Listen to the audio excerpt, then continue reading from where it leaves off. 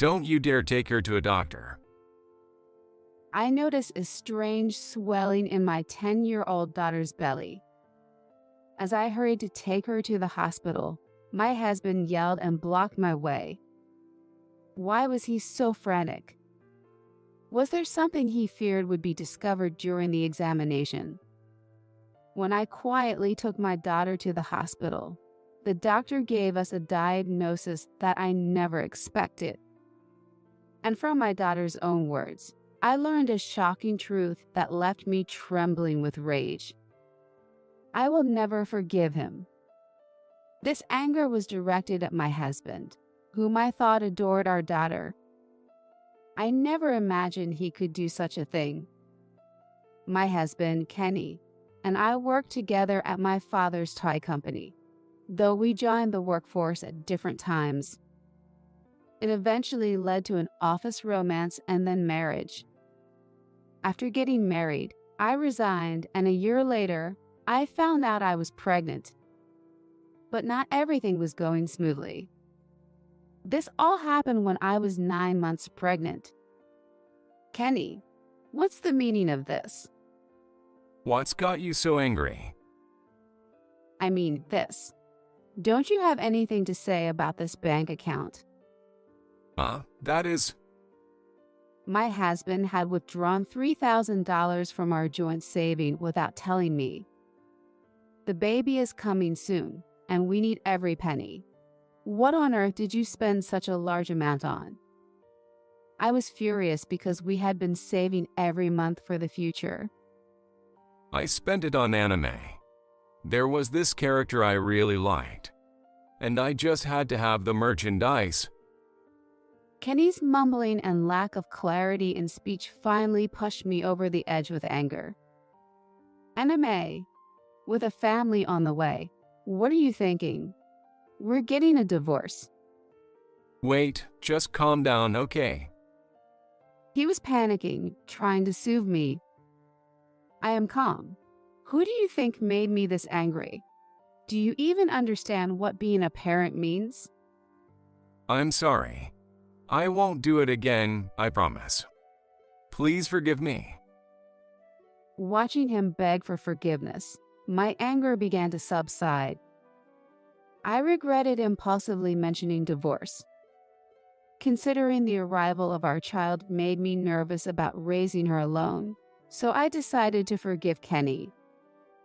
After that, he seemed to have learned his lesson and enjoyed his hobbies with just his allowance. Soon after, I gave birth to our daughter. The daughter, born 10 years ago weighing just over 5 pounds, is now in 4th grade. I used to worry about her slow growth compared to other kids, but now I realize it was unnecessary worry. I might soon be taller than you, Mom.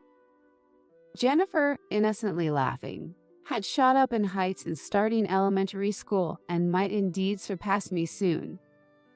She even looked mature for her age, often mistaken for a middle schooler. As for Kenny, he lacked fatherly awareness for a while after Jennifer was born, doing things only when I asked him to. I can't exactly pin down when that started, but seems like he started getting oddly interested in our daughter since she started growing up, and he began actively participating in parenting too. Kenny adores our only daughter, and Jennifer loves her dad dearly. All right, Jennifer. After we take a shower together today, let's sneak some ice cream without telling Mom. Yeah, let's do that. Daddy, let's go take a quick shower. Hey, Mom can hear everything, you know? It wasn't just the shower. They sometimes slept in the same bed too, a habit from her early years, which I found endearing. But I started to wonder if maybe we should stop this behavior. It came up during a coffee date with some mom friends. Recently, my daughter has started to detest my husband. It's been tough. Really? How so? She tells him, "Dad, you stink. Don't come near me." in such a strong tone that my husband is getting depressed. That must be sad for him. We're still in a phase where she loves her dad. They still take showering together and share a bed. Really? The moment I shared this, I saw a surprised, somewhat taken aback look on my friend's face, making me feel it wasn't the norm. Maybe that's strange. Not necessarily strange. My husband stopped showering with our daughter before she reached second grade, saying it felt embarrassing for him. Is that so? But my daughter is 10 now, and her body is starting to change, becoming more like a woman. Jennifer is quite mature, isn't she? But it's nice that she loves her dad.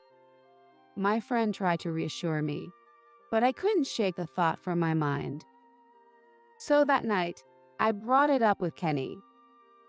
Hey, how long do you plan to keep showering with Jennifer? Huh? Why ask all of a sudden? But well, as long as possible, I guess. Are you serious? My friend's husband stopped before their daughter was in second grade because he felt it was inappropriate. So what? That's them. Jennifer loves me, so it's fine. Kenny seemed not to take it seriously. Thinking deeply wasn't his thing. But I wondered if there would come a time when Jennifer naturally starts to avoid her father. She doesn't seem to mind now, so I decided to wait and see a little longer. However, I would later regret not considering this more deeply. A few weeks later, one morning. Jennifer, good morning. Hurry up, or you'll be late. Good morning. What happened to you? My daughter's pajamas were strangely disheveled when she woke up. I had noticed her clothes disordered before, but that day, she also seemed listless, pale, and downcast. Jennifer, are you okay? Do you feel sick? Does something hurt? No, I'm fine. Maybe I'm just really hungry. I've been getting hungry a lot lately. Maybe it's a growth spurt. She forced a bright smile, but her evasive manner made me suspicious. You can tell me if something's bothering you anytime. Yeah, I got it. She quickly looked away, then started eating her breakfast with a smile. After this incident, I noticed a change in her. Gradually, Jennifer began avoiding Kenny. Jennifer, what shall we talk about while lying in bed tonight? I think I'll sleep with Mom tonight. I have a lot I want to talk to her about. You can talk to Mom anytime, right? Dad only gets to talk to you at bedtime because of work. Yeah, I know, but... She averted her eyes from her father and fell silent. I promised Jennifer we'd have some girl talk tonight. Another time with Dad, maybe. I playfully bailed her out, and Kenny clicked his tongue and left the living room. Are you okay? You can say no to Dad if you don't like it. Yeah, thanks, Mom. She continued to avoid her father, who still tried to invite her to showering and sleep together. Jennifer is hitting puberty. Maybe you should stop pressuring her. I hinted to Kenny, but he looked alarmingly angry. I was happy to see her grow and naturally start to set boundaries with her father, but it seemed he saw it differently. Perhaps it's hard for a dad to accept his daughter drifting away, so I didn't dwell on it much. Months later, I was shocked to see Jennifer's lower abdomen unusually swollen one morning. Guess what? Jennifer's lower abdomen is oddly swollen. Jennifer, what happened to your belly? What do you mean? She seemed unconcerned, but it was clearly not normal. Look at this, Kenny. Shouldn't we take her to the hospital? In a rush, I called my husband from the bathroom where he was getting ready and showed him Jennifer's swollen belly. Don't you dare take her to a doctor. After a brief look of surprise, he suddenly raised his voice and started to panic.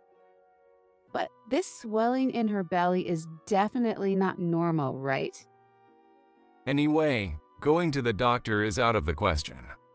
Don't you dare take her there. Kenny kept insisting on it before heading off to work. Something is not right. But I can't just not take her to the hospital. Of course, I feel responsible for not noticing sooner, but there's no time for leisurely talk. It could be too late if something happens to her. Jennifer, we need to go to the hospital. Get ready. But Dad said not to go. We'll handle it. Don't worry. I just had to get her in the car and drive to the hospital. Jennifer, it's going to be okay. Everything will be fine. Once we arrived at the hospital, I tried to calm my increasingly anxious daughter as we waited. Feeling her belly again, it was noticeably swollen in the lower abdomen. Mom, I'm sorry for keeping quiet. I've been feeling sick and haven't been able to eat much lately. And recently, there seems to be something in my belly. The dreadful thought that she might be pregnant crossed my mind. But my daughter is only 10 years old. If that were the case, then who could the guy who got her pregnant be? The very thought sent shivers down my spine. Soon the examination was over, and the doctor gave us unexpected results. If only I had paid more attention to you, this wouldn't have happened. I'm sorry. No, it's not your fault, Mom, but Dad. Gradually, Jennifer started to reveal bits and pieces of what happened to her.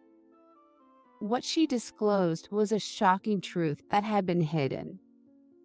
As I stroked Jennifer's back as she cried, my emotions were in turmoil with anger towards my husband and an indescribable sense of disgust. I won't ever forgive him doing such a thing to my daughter. I was determined to make him regret it, no matter what. Immediately upon returning home, I checked Kenny's study, then made a phone call to a certain place. Next, I texted my husband. I'll be late tonight due to the neighborhood association meeting. Jennifer is feeling unwell and sleeping. With everything set, I left my daughter at my parents' house and waited at home for my husband's return that night. When he was about to come home, I pretended to be Jennifer and hid under her covers in the bed, holding my breath. I'm home. Kenny came home earlier than usual, seemingly in a good mood, went straight to his room, and then entered my daughter's room with something in his hand. He stood by the bedside, convinced that our daughter was there, and ran his hand over the covers. Just as I suspected. Despicable! Hiding under the covers so he wouldn't notice, my disgust grew as he continued to touch. Jennifer, you're feeling unwell, aren't you? Are you okay? I shook my head under the blanket, and then he started speaking in a coaxing tone. Let me see your face. Maybe you'll feel better after seeing Daddy, huh? Kenny kept talking persistently and even tried to forcibly remove the blanket. The struggle ensued between me, holding the blanket tightly, and my husband trying to see my face at all costs. You don't have to be shy anymore. Daddy has been lonely because Jennifer has been so cold lately. With a voice that sounded more like he was talking to a lover than our daughter, I gritted my teeth and endured, despite the creepy feeling. Looks like Mom's gonna be late coming home tonight. So now's the perfect time to take it easy and spend some quality time doing our usual thing, you know. Unable to bear the eerie voice any longer, I grabbed the blanket and pulled myself up. What do you mean usual stuff? What are you taking your time with? Well, Jennifer, what are you doing here all of a sudden? Shocked, Kenny stumbled backward, fell down, and scattered what he was holding across the floor. Then, seeing me, he got a panicked look. Why is Natalie here? What about the neighborhood association meeting?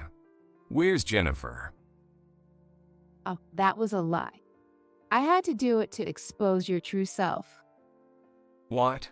That's slow of you. Say what you will.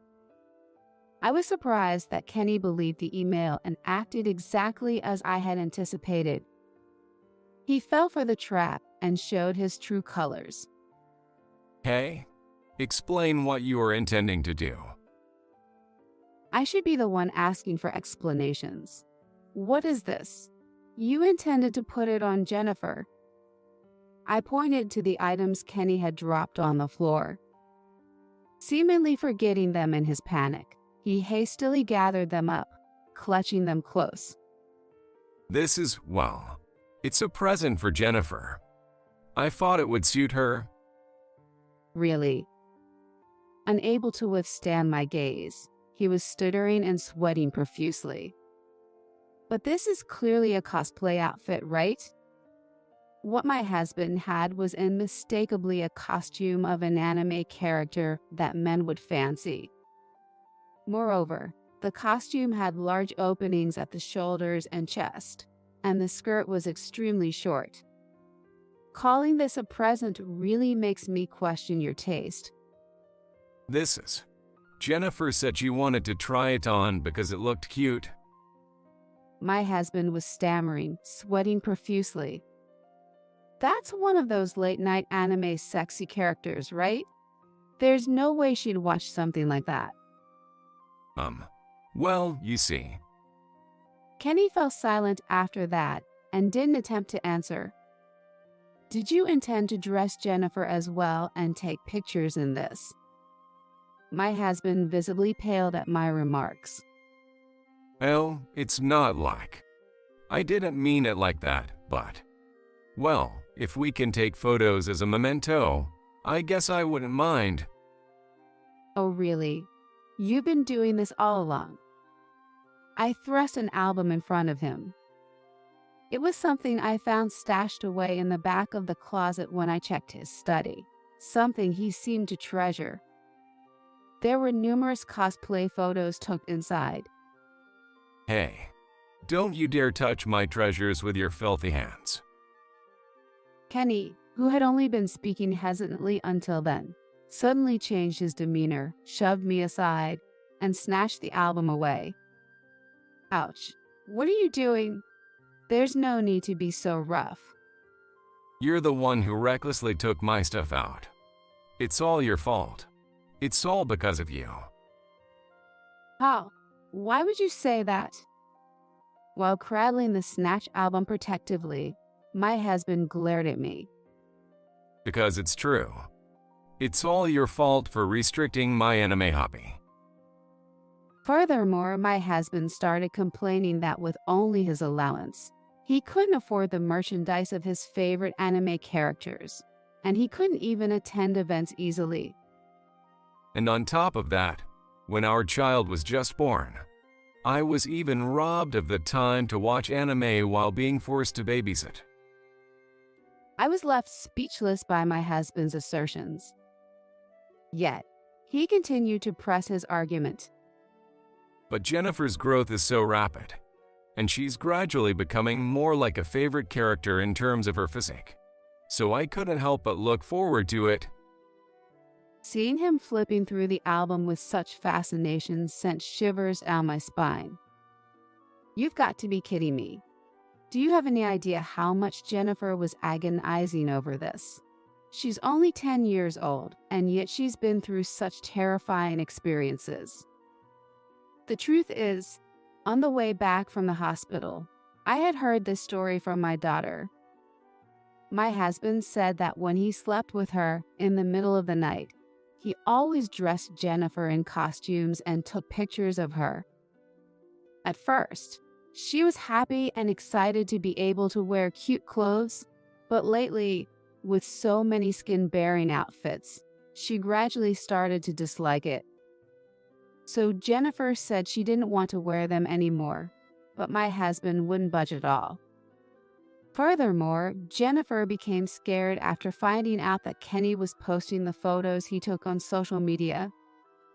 Surprised to hear that, I checked my husband's computer, where there were rows of photos of a girl with clearly still a kid body. Although her face wasn't clearly visible, they were obviously Jennifer's figure without any doubt. Stop snooping around other people's stuff. Well, if you're that concerned, you should have set a password or something. I could have easily looked at it as soon as you opened the computer.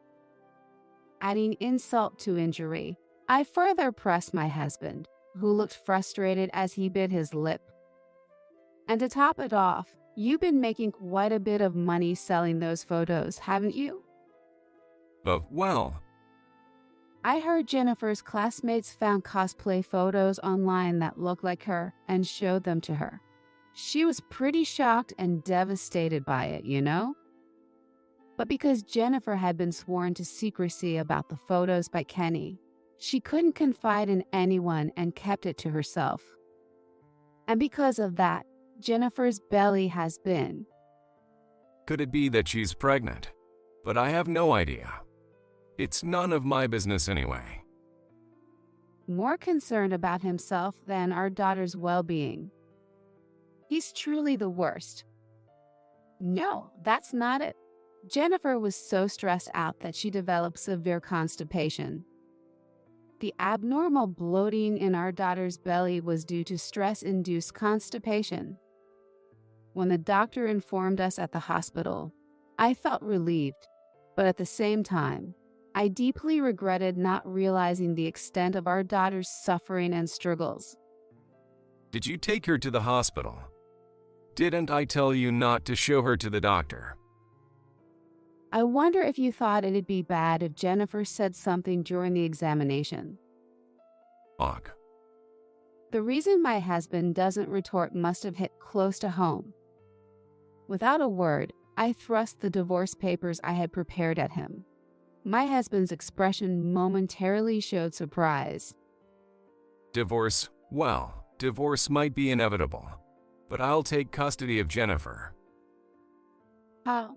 What are you talking about? Because Jennifer is attached to me. Besides, I earn more, so I'll easily get custody. Even at this point, he's convinced he can twist things to suit himself. He smirked. You're so full of yourself. But she already said she doesn't want to see her dad anymore. Stop lying. There's no way she'd say that. I took out my phone and showed him a message from Jennifer that read, "I hate Dad." That's a lie. She loves me. She's my Jennifer. Suddenly, Kenny began throwing whatever he could find in the room, causing a commotion. It was ridiculous, like a child throwing a tantrum after having their toy taken away. Seeing it was futile to intervene, I watched in disbelief. It's your fault. I'll never forgive you.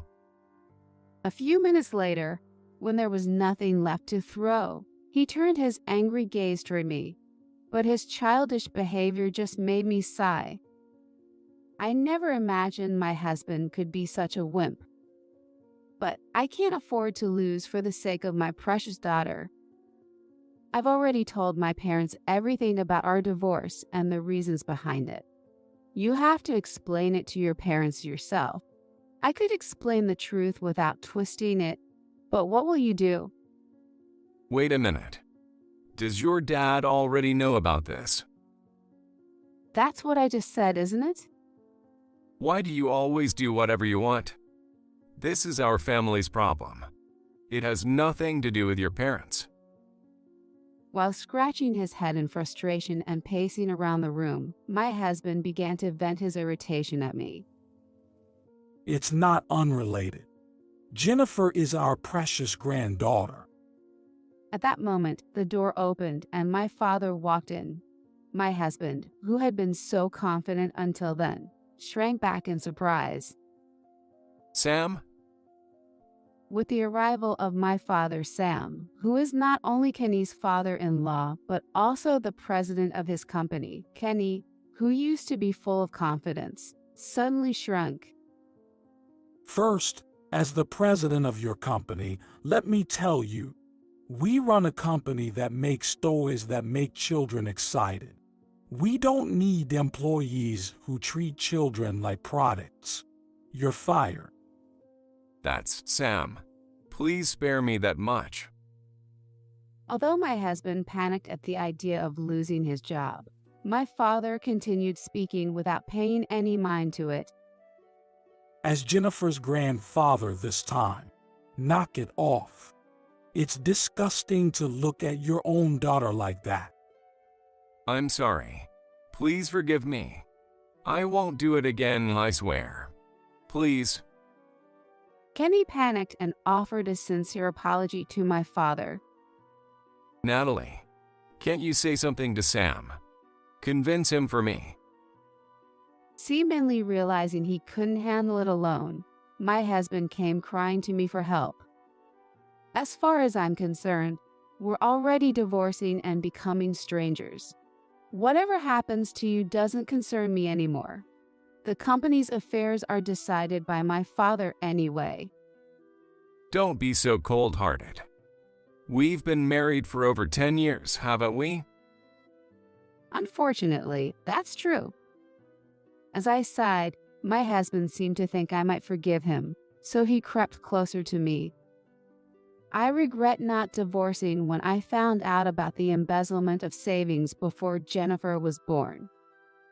Pushing Kenny away, I once again placed the divorce papers in front of him, and he suddenly became defiant. I'm not getting divorced. I take back what I said earlier. Since you haven't signed it yet, it's fine, right? How? What are you talking about? No matter how much you say that, my decision to divorce is firm, so it's a waste of time. Despite my refusals, my husband, who kept coming closer, finally prostrated himself before me. Let's just calmly talk this over, Natalie. If we talk, we'll eventually understand each other. Nah, it's already impossible. Still persistent, my husband continued to cling to me, crying. Then, if I said I'd give up this hobby, would you forgive me? Please forgive me. I couldn't help but regret marrying someone so selfish and self-centered, who only thinks of themselves. I'm tired of you only caring about yourself. Think about how deep the scars on Jennifer's heart are. Compared to that, your job loss is nothing but a joke. But Even as I looked at him coldly, he continued to mutter excuses. Stop with the excuses and nonsense. You involved our precious daughter in your hobby, treated her like a product, and expect forgiveness. Goodbye already. Unable to say anything in return, my husband slumped to the floor and began sobbing uncontrollably. In the following days, the divorce between Kenny and me was finalized. I made sure to dispose of all the photos we had taken of our daughter, wiping out every trace of them. I demanded a lump sum of $100,000 from my husband as compensation for the emotional damage to our daughter and child support. And as my father had declared, he was indeed fired from his job. There were various speculations within the company about his sudden resignation, but eventually, the talk faded away, and my husband, who wasn't particularly good at his job to begin with, was completely forgotten. Kenny apparently went into debt for the compensation, and now he works multiple part-time jobs every day. On the other hand, my daughter and I moved back to my parents' house and started a new life. Jennifer, who is now cheerful and smiling every day, attends school energetically. As a mother, I want to continue protecting my daughter firmly in the future. I'm graduating in half a year and I've got a job lined up, so we don't need her anymore, right? We don't. But she's still of use until we inherit. So I'd like to get rid of the trash as soon as possible. It seems John was also there. Since we had separate bedrooms, I only realized John was awake at this moment. I hadn't intended to eavesdrop on their conversation, but their unsettling talk froze me in place. They continued their heart-wrenching conversation without knowing I was listening. For the next 6 months, I pretended not to hear their talks and didn't change my demeanor. And then came Robert's college graduation day. He left early in the morning, bustling with excitement and getting ready. Of course, there was no word of thanks for raising him or an invitation to a meal directed towards me. "Just so you know, I don't need dinner today," was all he said before he left.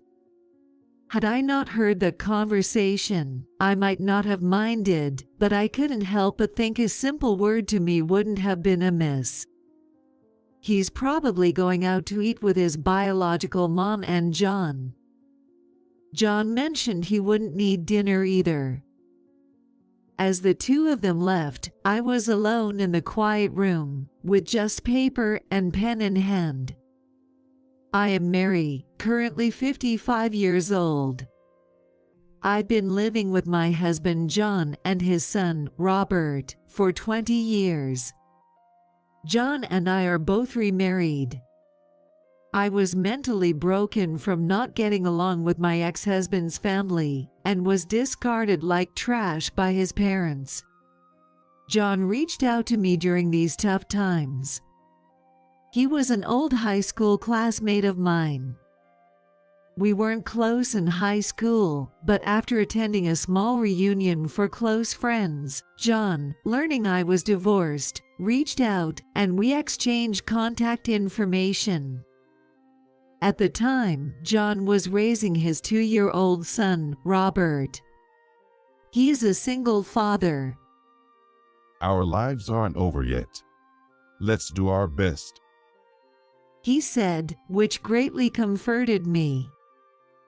It didn't take long for us to understand each other's emotional wounds, and soon we were attracted to each other.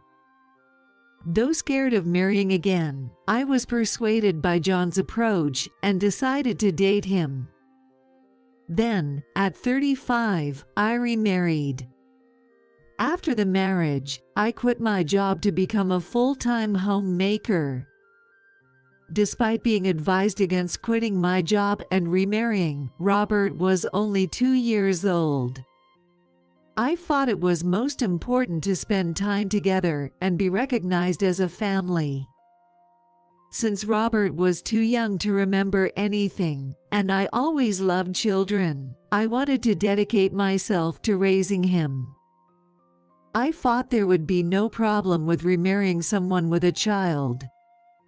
However, I soon realized my thinking was naive. Robert wouldn't eat or sleep, and he would start crying just by seeing my face, showing extreme stranger anxiety. Hoping his stranger anxiety would subside as he got used to me, I tried hard to become Robert's mother. I endured his night crying and played with him with all my might during the day, but he wouldn't open up to me. Seeing me troubled, John said, Your mom was a real beauty. You know, maybe he just can't get used to Mary's face. It was a thoughtless comment, without any ill intention.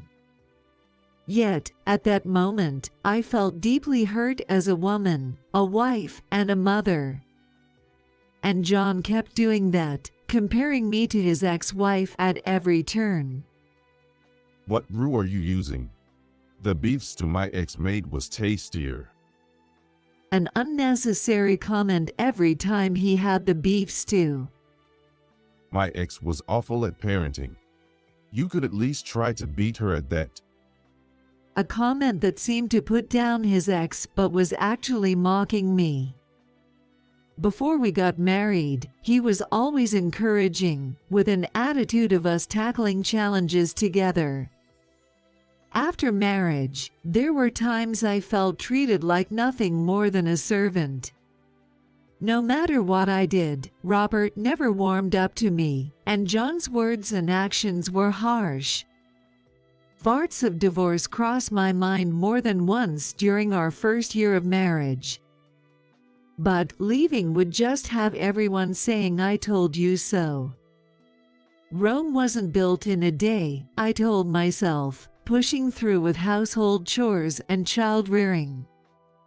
Ultimately, Robert never did warm up to me. He stopped crying at the sight of me, but he never smiled at me or called me Mom. He was friendly with John's family, and even strangers, but it seemed like he just didn't like me for some reason. Despite that, I gradually began to feel affection for Robert. I was happy to see him grow. Mom, please don't come. When he started preschool, he grudgingly began to call me Mom. But attending preschool events, Robert would practically chase me away with a look of sheer terror. Consulting his teachers, they said he was just being clingy, but no solutions were found. While his growth brought me joy, the rejection from Robert continued to trouble me. It'll get better eventually. John would say that but never really faced my concerns. One day, I asked Robert, Mommy loves you very much. What can I do to make you love me? Robert looked surprised by my question. I felt uneasy at his expression but waited patiently for his words. Then Robert opened his mouth. Mom, do you really love me? Of course I do. No, you're lying. You hate me. Dad said so. I was shocked by his words. John had said that. What was he talking about? What do you mean? Dad said I hate you. Yeah, I'm not fooled. You're a fake mom. It's your fault my real mom is gone. After leaving those words behind, Robert stormed out of the living room. I was devastated. I had nothing to do with the divorce between Robert's mom and John. Yet, John blamed everything on me. Even though Robert was young, his refusal to open up to me, calling me a fake mom, was all John's doing. That night, I confronted John. Robert called me a fake mom. I can't imagine he would know to say that unless you told him, right? Who else would tell Robert such a thing? But John just brazenly denied any wrongdoing. I did say it. But it's not wrong, is it? Don't blame me because he's not attached to you. I was so frustrated, I couldn't say anything back. I still didn't understand why John would do something like that. In the end, my relationship with Robert didn't improve, and I felt increasingly distant from John as well. But children's growth doesn't wait for anyone. It was when we were preparing for Robert's elementary school entry. This backpack is good, right? John pointed to a high-end backpack. I was shocked by the price. It looks nice, but isn't it a bit too expensive? Why don't you ask your parents to buy it as a gift? I couldn't immediately grasp what John was saying, tilting my head in confusion. Your family is wealthy, and they could afford a gift for their grandson's school entry, right? John said this as if it was the most natural thing, not noticing my bewildered expression. Indeed, my family was financially comfortable. They owned real estate, and my grandfather had even been listed among the wealthiest individuals. Given that John and I went to the same high school, it wouldn't be surprising if he knew about my family's financial situation before we got married.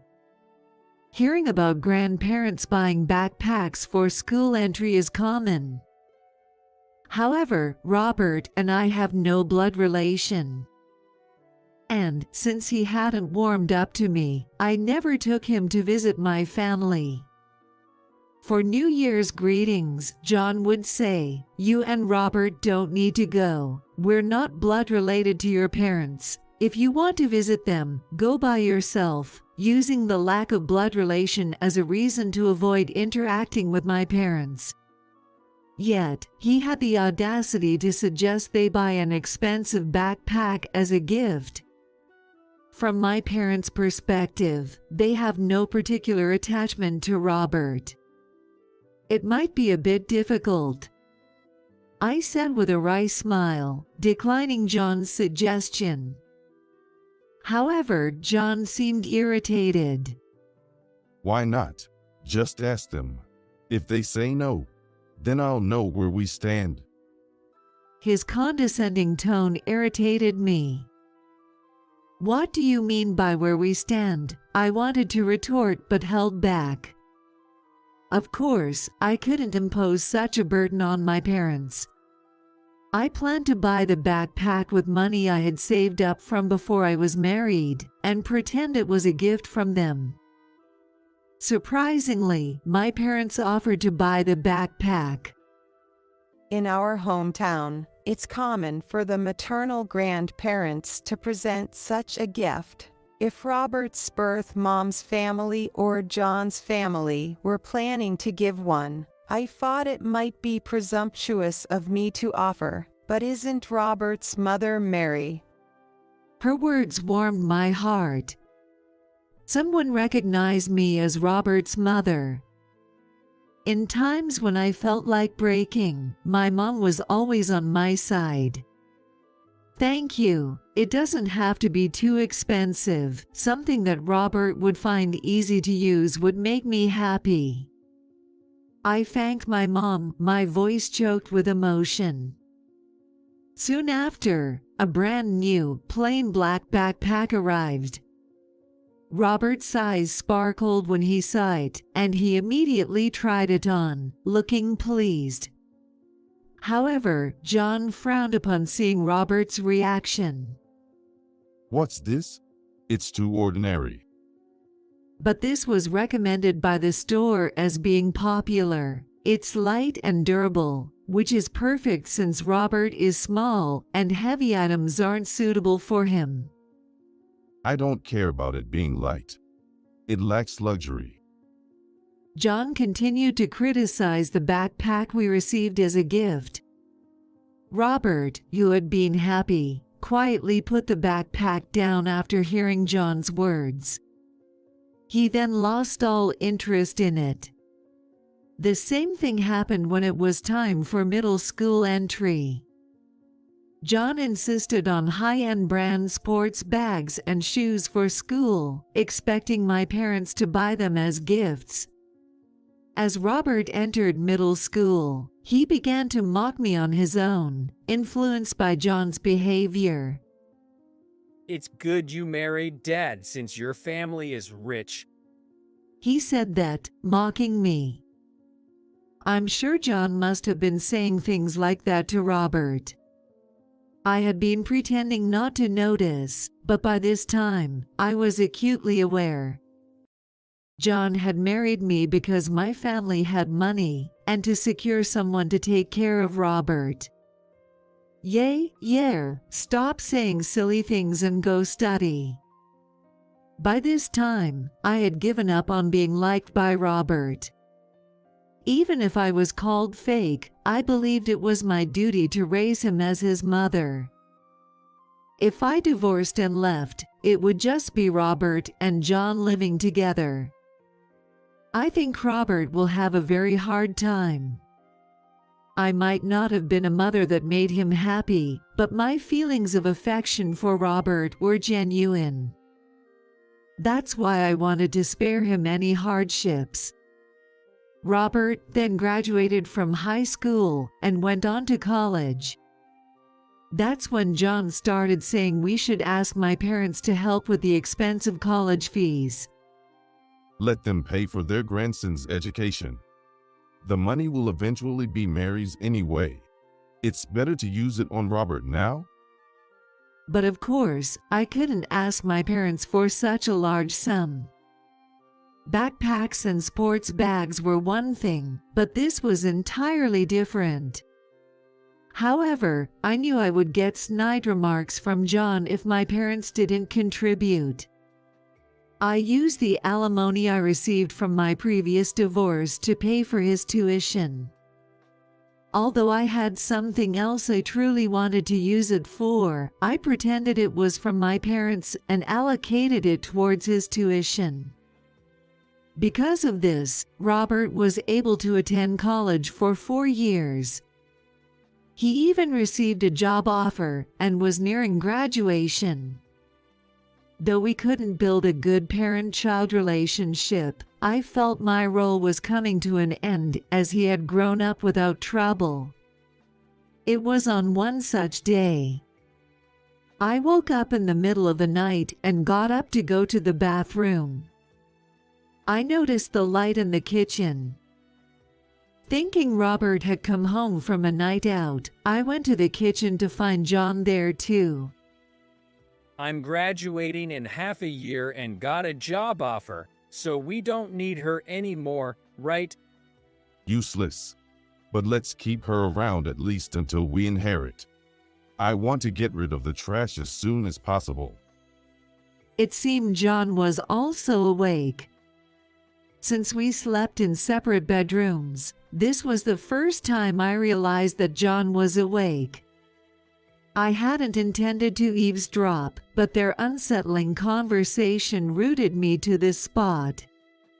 Trash, ha ha ha. Robert echoed, laughing. Yeah, let's go out for a meal as a family after the graduation ceremony. I'll treat you with my part-time job money. I was momentarily uplifted by his words. But then I was devastated again. Actually, I've invited Mom to the graduation. She used to come to school events when I was in elementary school, but I haven't invited her recently. I thought it would be nice for the last time. That's great. It's been a while since we've been able to get together with just the family. I'm looking forward to it. It was a casual conversation about inviting his birth mother to a meal. While there's nothing wrong with that, and I didn't expect anything in return for raising him.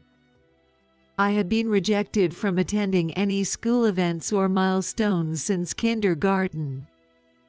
I had wanted to attend his college graduation, but was told, no parents attend college graduations.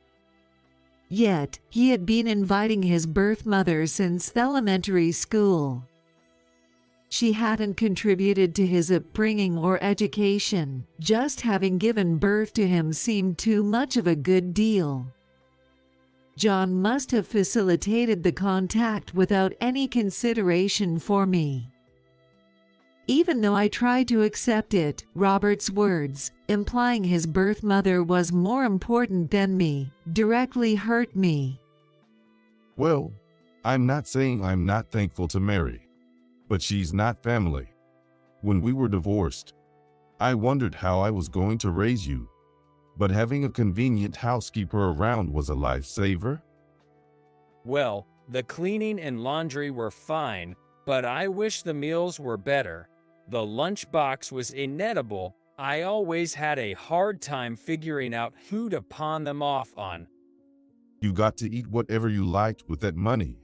So it worked out well for you, didn't it? Following that conversation, John and Robert's laughter echoed.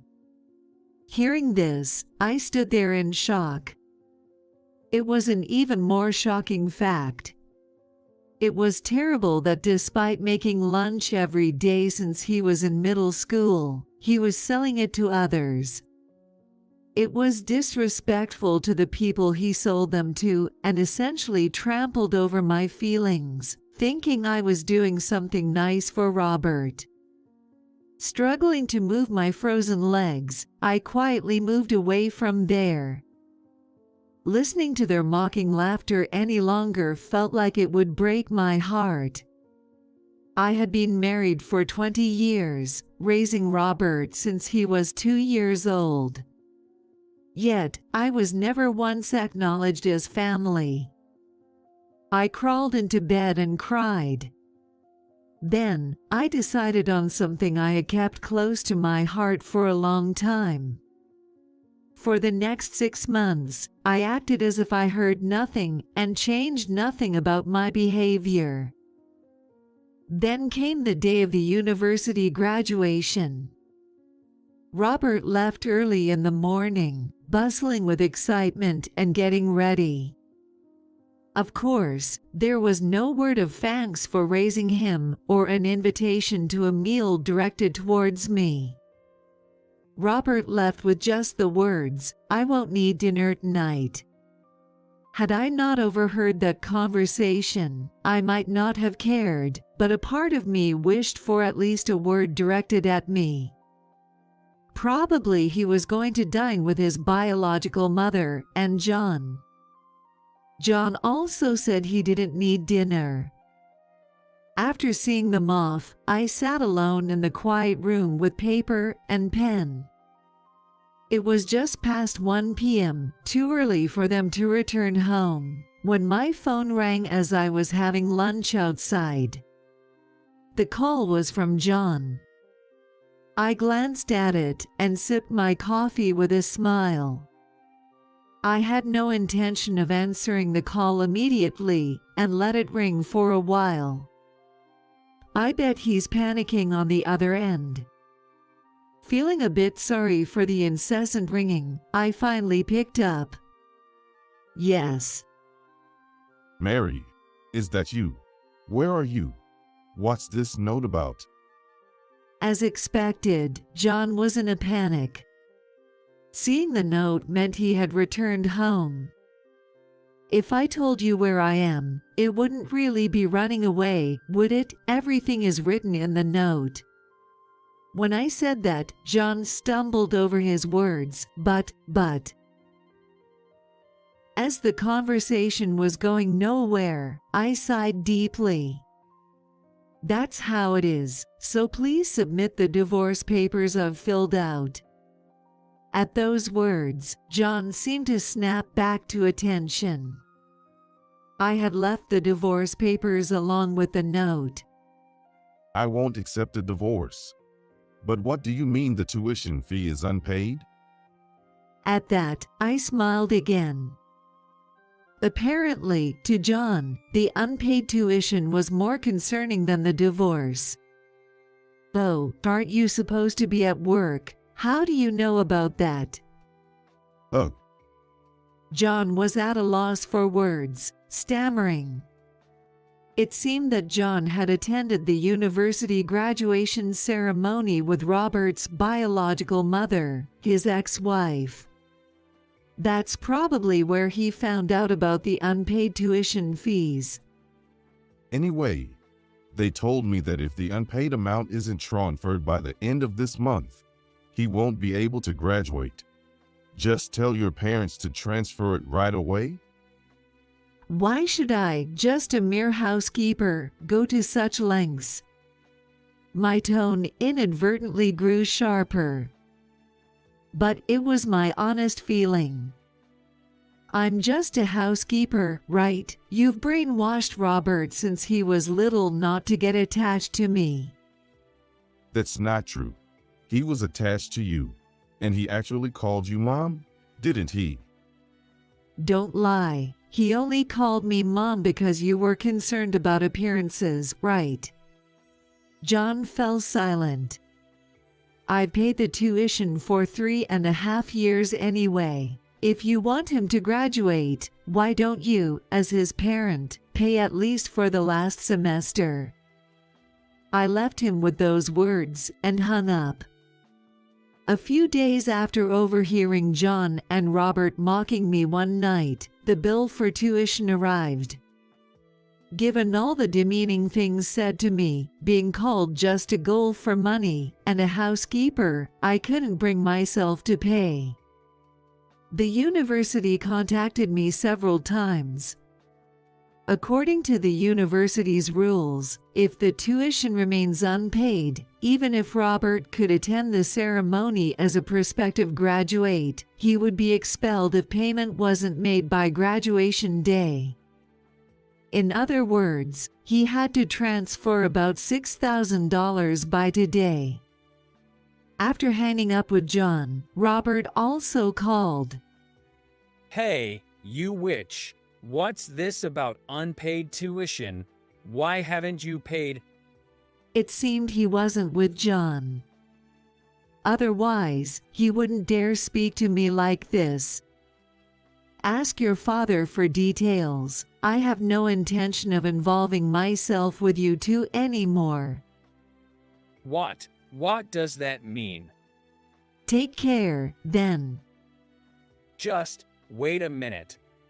I cut off his protests, ending the call. Since the day I overheard that conversation, I had decided to leave the two of them behind. I then disappeared from their lives completely. My phone kept ringing all day. If they had time for this, they might as well make the transfer. The next day, I changed my phone and number. 3 months later, while at the municipal office for errands, I discovered the divorce papers hadn't been submitted. Feeling frustrated that nothing had been done in 3 months, I reluctantly returned home. Since the key still worked, I entered the house to be greeted by a strange smell. "What's this smell? Like rotten food." Entering the living room, the source was clear. The source was littered lunchbox trash, instant noodle cups, and wash dishes piled in the sink, socks whose removal date was unknown, and a mountain of laundry, uncertain if ever cleaned. In just 3 months, the house had deteriorated into a garbage dump. But as expected, it was indeed as expected. It was the home of 2 men who never did any housework. It couldn't possibly be clean. Yet, I had hoped for a bit more tidiness. "Mary, you came back." Hearing my name, I shivered. Turning around, a scruffy John stood there. "You didn't go to work?" He hesitated before responding. "I got fired. Fired? I got caught taking money from the company's safe to pay for Robert's tuition." His confession left me astounded. "You embezzled for just $6,000. It's not embezzlement. That's an exaggeration.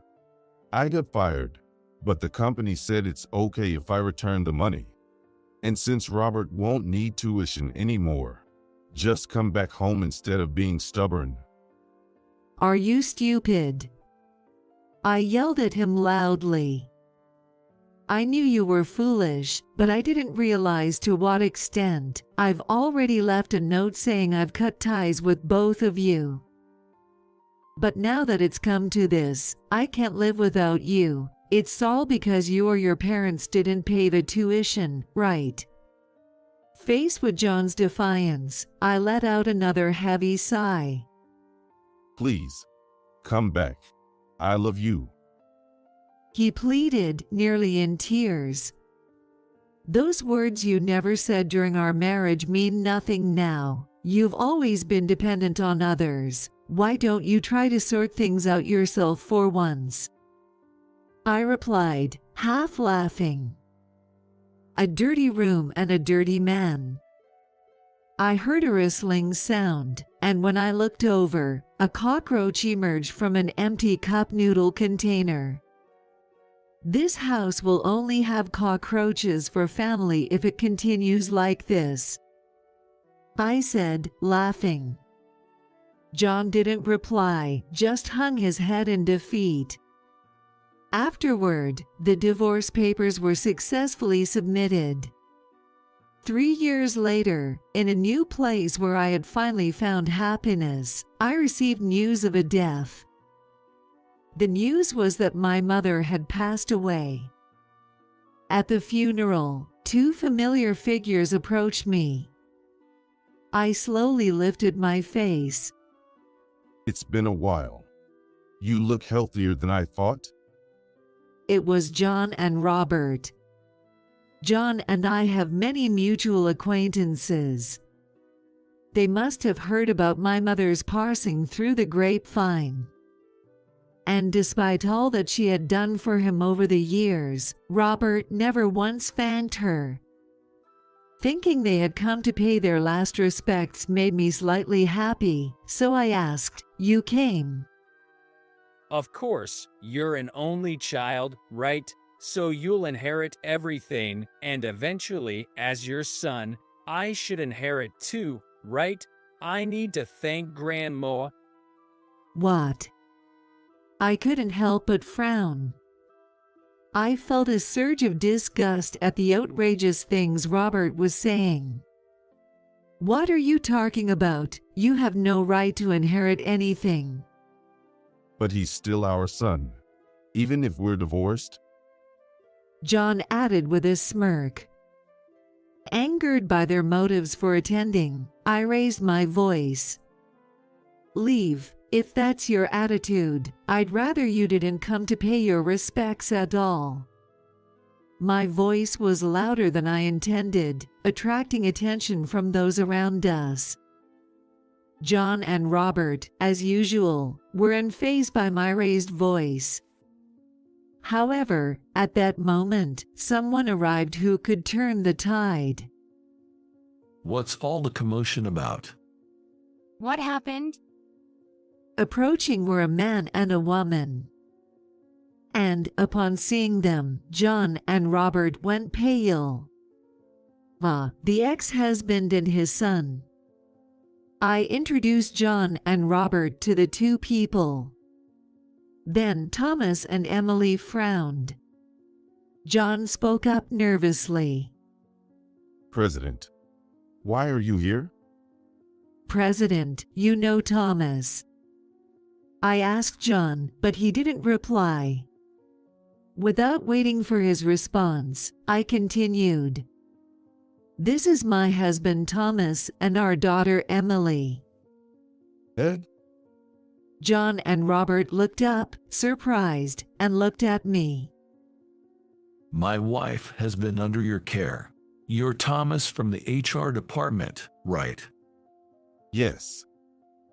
What do you mean? John works for Thomas's company. I asked Thomas, and he nodded. John looked away, as if realizing he had made a mistake. I don't intend to mix personal issues with business, but I won't forgive you if you hurt Mary any further. I didn't mean to. John stammered. Robert, too, said nothing, shrinking down. Emily then spoke up.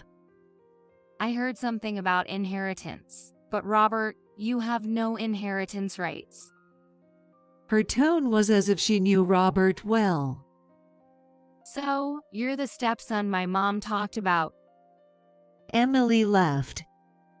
It was hard to imagine the once arrogant Robert looking so diminished.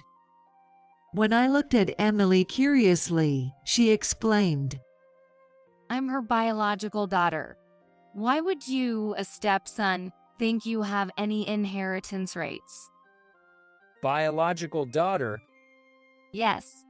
I'm not a stepchild but her true, blood-related daughter. Did you really think you were the only child and special? Robert turned red. Robert likely never imagined that I had a biological child. In fact, Thomas was my first husband. We had Emily, but Thomas's parents didn't like me, and I was forced to give her up. You should forget you have a child, my in-laws would say. I wasn't allowed to be involved in Emily's upbringing. Thomas always defended me, but his family has been running a business for generations. He couldn't go against his family, especially his father. Eventually, I fell ill and reluctantly agreed to divorce. Later, I heard Thomas raised Emily well despite his parents bad-mouthing me. Thanks to Thomas, Emily grew into a kind-hearted girl who would send me thoughtful letters once a year. While married to John, I had no direct contact with Thomas and Emily. Yet, Thomas would sometimes bring Emily to meet my parents because she was their granddaughter. I always heard about Emily from my mother.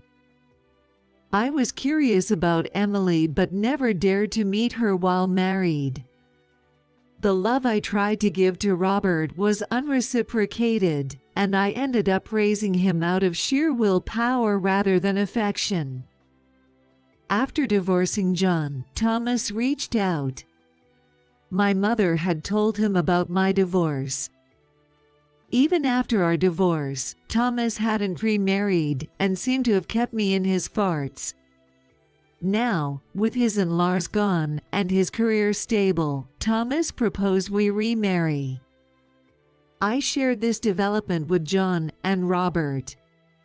So, Emily is a child of mine and Thomas. What? John turned pale. He likely never imagined that the woman he had employed as a housekeeper was someone's beloved. Did you approach me because I'm the president's daughter? Emily sharply asked Robert. It's not like that. But ultimately, you married my mom for my grandmother's money, right? I can date someone like that. Robert wiped away secret tears, devastated by Emily's words. It seems he said to Emily that he loved her without knowing where they had met. If Robert had been raised differently, not brainwashed by John, the relationship between my born and raised children could have been a source of happiness. Unfortunately, Robert had grown too similar to John. Being with someone like Robert would indeed be troublesome. I couldn't help but agree. My parenting was at fault. I'm sorry, Emily. You deserve someone better. Robert, please stay away from Emily and her money. After being rejected in front of everyone, Robert glared at me, but he couldn't say anything back. He's also a victim of John, but as an adult. He won't find happiness unless he acknowledges his and his father's faults. That's why you should leave too. This isn't a place for those who aren't family. Thomas said, effectively kicking them out. It was the perfect retort, echoing the "you're not family" I had once heard back at John and Robert. John reportedly continues to work at Thomas's company, feeling out of place. Given his age and the reason for his previous job termination, finding another job would be unlikely.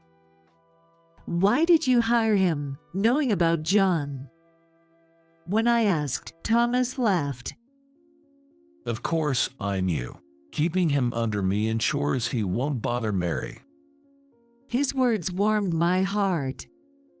I hadn't realized it was all for me. Moreover, there was surprising news. It seems like the son has cut ties with him.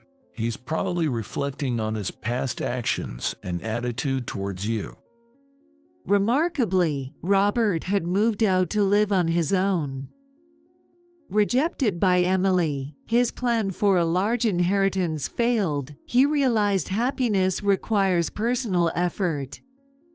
While I felt serves you right towards John, I didn't wish for Robertson happiness. I hope he grows through his struggles and finds happiness, a testament to my role as his mother. I now live with Thomas and Emily. After driving me away, my in-laws regretted their actions, seeing the depressed Thomas and Emily. But it was too late to change anything after I remarried. Did you think you were happy? Thomas asked. There were happy times sometimes. I smiled too. But the happiest times of my life are yet to come. Emily is soon to be married. I hope to live long enough to turn our past struggles into laughable memories, aiming to grow further. My husband suddenly told me, I have to go to work now. You'll have to walk to the hospital yourself. What? I asked my husband, who was driving next to me, even though I was drowsy from a fever over 104 degrees Fahrenheit. We were on a nearly deserted and dimly lit street. My husband was in the middle of taking me to the hospital because I had developed a fever. Indeed, when I had asked him to take me, he looked displeased. But when I called the ambulance, he canceled it without asking, saying it was a bother over just a fever. As I was thinking about this, I realized that my husband had already stopped the car and came around to open the passenger door. Is he intending to drag me out? With my weak hands, I desperately clung to the passenger seat. But my resistance was futile.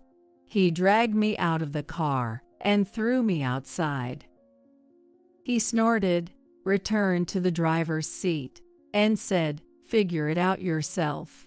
You can make it to the hospital if you walk for an hour, right? And don't bother strangers for help, got it?" Then he drove off immediately. Please, stop, come back. I knew my cries wouldn't reach the car growing distant, and I didn't even have the strength to stand anymore, so I could only sob and weakly call for help. Someone, please help me. My name is Naomi. I'm a 40-year-old housewife. I live in a small town in the Midwest with my husband, Daniel, and our 16-year-old son, Ethan. Daniel and I met through a friend's introduction. At the beginning of our relationship, Daniel always said, "I'll climb the ladder, just stick with me."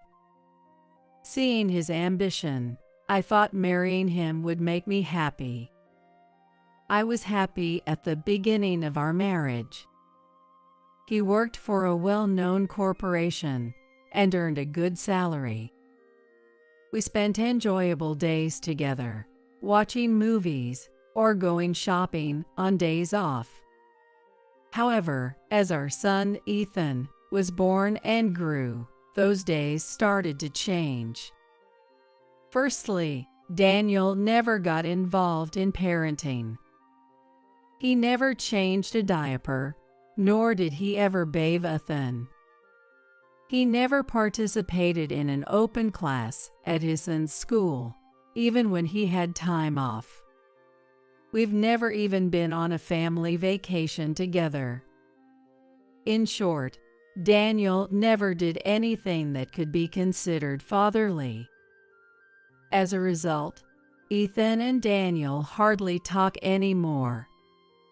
Of course, knowing that this wasn't right for a family, I had tried to mend our relationship. However, Daniel dismissed the attempts, claiming I was too tired from work to have a proper conversation, letting the matter slide without resolution. We lived together, and it gradually became clear that Daniel was a coward. Daniel's big talk wasn't driven by ambition, but was merely bluster. The words he said before we got married, "I'll climb the ladder, just stick with me," were just to ensure I wouldn't leave him for someone else. Indeed, Daniel earns more than the average man, but compared to his peers at the same company, he hasn't climbed very high in the hierarchy. It's not that I wanted him to succeed at all costs, but I couldn't help thinking that, if he was going to immerse himself in work to the detriment of his family, he should at least achieve more. One day, after sending Ethan off to his soccer club's morning practice, I was preparing Daniel's breakfast. Daniel came from the bedroom to the living room and stared intently at the breakfast laid out on the table. The menu was the usual: bacon and bread, along with hash browns and an omelet. Daniel sat down on the chair and started with the omelet. Then, frowning and knitting his brows, "What's this?" he muttered. What? Was something off? It's the same omelet as always. However, Daniel roughly set down the plate with the omelet and declared, "It's inedible," before getting up and leaving the table. Since then, he has been complaining about every meal I make.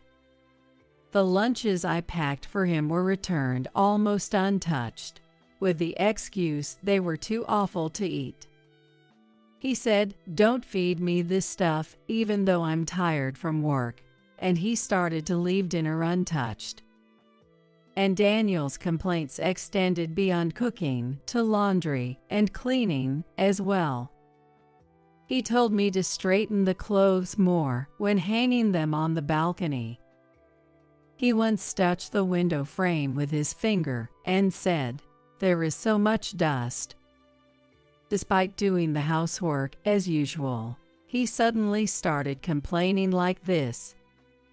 Moreover, when he complained about my housework, he'd say things like, "Other women would do a better job," as if he was comparing me to someone. It was clearly suspicious, and almost as if his comments came from closely observing another woman doing housework recently. Since then, his actions became suspicious, like taking his smartphone with him to the bathroom or shower, or whispering on the phone in his study. I wondered if he might be cheating. I tried to find proof by checking his bag or sneaking a peek at his phone after he went to sleep, but I found nothing. I considered hiring a private investigator, but since Daniel managed our finances, I didn't have the freedom to use money and had to give up on that idea. Weeks passed with these uneasy feelings. Conversations with Daniel dwindled even more, and living with constant complaints from him, I felt a great deal of stress. Could that be the reason? Maybe because of that, one night, I woke up feeling extremely hot and realized I had a high fever.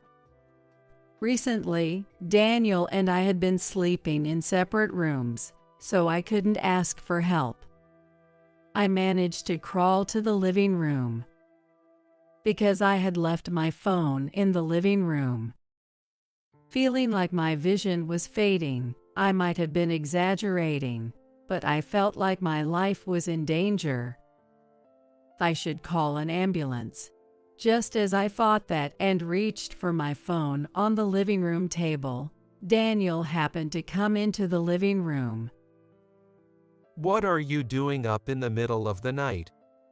I mustered all my strength to explain, and Daniel silently took the phone from my hand. Might he call an ambulance for me? Feeling relieved with that thought, Daniel then uttered something unbelievable to me. "Calling an ambulance for just a fever? How embarrassing would that be if the neighbors found out? You can't even do housework properly, but bothering me is something you're good at. Go back to sleep. A fever will go away if you sleep. Far from being concerned, Daniel snapped at me, and I protested through tears. Please, let me go to the hospital. If an ambulance is out of the question, then please take me in our car. I begged Daniel, clinging to him. I kept pleading, almost babbling, please, please. Despite his reluctance, Daniel seemed to give in to my persistence and agreed to drive me. Daniel was very reluctant at first, but it seemed he finally gave in to my persistence and agreed to drive me. Oh, no, I have work tomorrow. What are you going to do about my lost sleep? From the driver's seat, Daniel continued to grumble and complain the entire time. I rested my head against the rain-pelted passenger window, listening to him. 5 minutes after leaving home, Daniel's phone suddenly rang. He pulled over to the side of the road to answer it. After a brief exchange, he quickly ended the call. Then he said the following. Now I have to go to work. You'll have to walk to the hospital from here. What? Work? In the middle of the night? Are you doubting me? Daniel raised his voice, looking annoyed. Then go to work, but at least drop me off at the hospital first. It's not far by car. It was impossible to walk to the hospital in the heavy rain in my condition. I desperately clung to the passenger seat. But Daniel got out of the driver's seat, opened the passenger door with force, unbuckled my seat belt, and grabbed my shoulder. Get out quickly. With those words, Daniel dragged me out of the car as if he was throwing my body outside. I scraped my knees and palms with such force. It was dark, and I couldn't see well, but it felt like I was bleeding. It hurts, you know, I said to Daniel, but he just snorted, returned to the driver's seat, and drove off immediately. I could only watch helplessly as the car got smaller and smaller in the distance. The rain kept getting stronger, and it felt like my fever was rising. There was no one around on the night streets, and Daniel had taken my smartphone with him. My only option was to walk to the hospital. In a desperate state, I headed for the hospital. Since Daniel had contacted the hospital in advance, I was sure the staff would be waiting for me. Thinking that I shouldn't waste any more of their time or that of other patients, I walked to the hospital despite feeling dizzy and disoriented. I got lost and had to rest along the way, but by the time I finally made it to the hospital, 2 hours had passed since I left home. A trip that should have taken only 15 minutes by car. I made my way towards the entrance, aiming for the door. Then, through the glass doors, I locked eyes with a nurse. The moment we made eye contact, I felt a wave of relief and lost consciousness. When I woke up, I was lying in a hospital bed. It seemed like the medication and the intravenous strip had worked because my fever had gone down. As I stared blankly at the ceiling, I heard a familiar voice. It was my son's voice. "Mom, are you okay?" Ethan asked with a worried look on his face. "Yes, I'm fine. Sorry for worrying you." Wait, why is Ethan here?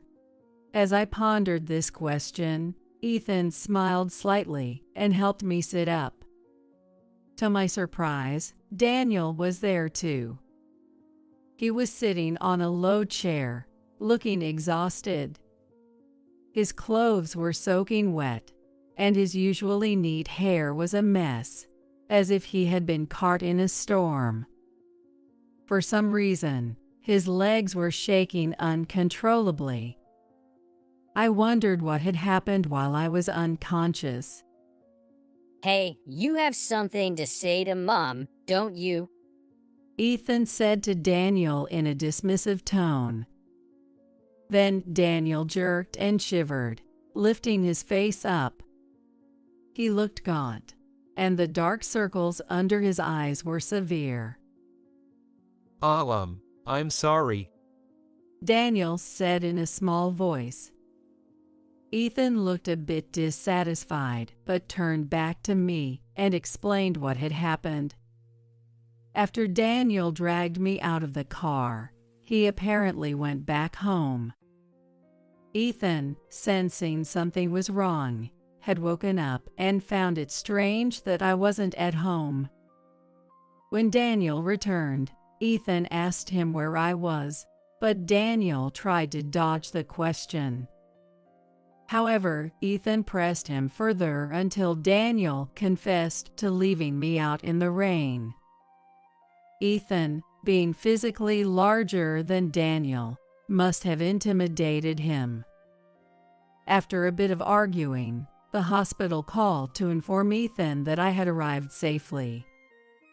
Ethan suggested to Daniel, "Let's go to the hospital to check on Mom now." But Daniel refused, saying, "I have work tomorrow." Ethan, furious, grabbed Daniel and insisted, "You walk to the hospital too." Faced with Ethan's threatening demeanor, Daniel, being watched by Ethan on his mountain bike, jogged through the rain to the hospital. Daniel, who usually commutes by car and dislikes exercise, must have found this extremely difficult. It's no wonder he was so worn out and exhausted. After finishing his explanation, Ethan looked at me seriously and said, Mom, you should divorce this guy right away. I was shocked by his words. Not because I didn't want to divorce. I was shocked that I had driven my son to say such a thing. I took Ethan's hand and apologized, saying, "I'm sorry." For a while after that, Daniel and I were in a Cold War state. I wanted to divorce, but there were financial concerns. As a housewife, I wasn't confident I could adequately support Ethan if we were to divorce. I wondered what Daniel thought about all this. A few weeks after I had a high fever. One day, the landline at home rang. Hello? Are you Daniel's wife? My name is Amy, one of his employees. Well, yes, that's me. Is there something you need? The woman who introduced herself as Amy said to me, who was bewildered. Daniel and I are in love. So could you please divorce him quickly? Amy was having an affair with Daniel. My previous suspicions of infidelity weren't misplaced. I would divorce him if I could. I found myself shouting that in response, almost instinctively. That was my true feeling. Take that lousy man if you want him. Will I be insulted? With that thought, I steeled myself and gripped the receiver tightly. But Amy exclaimed, "Really?" with a happy voice. Then it's settled. I work for a major corporation, so I can pay any amount in compensation. If you give me your email address, I'll send you plenty of evidence of my affair with Daniel. You can use that to demand a divorce from him.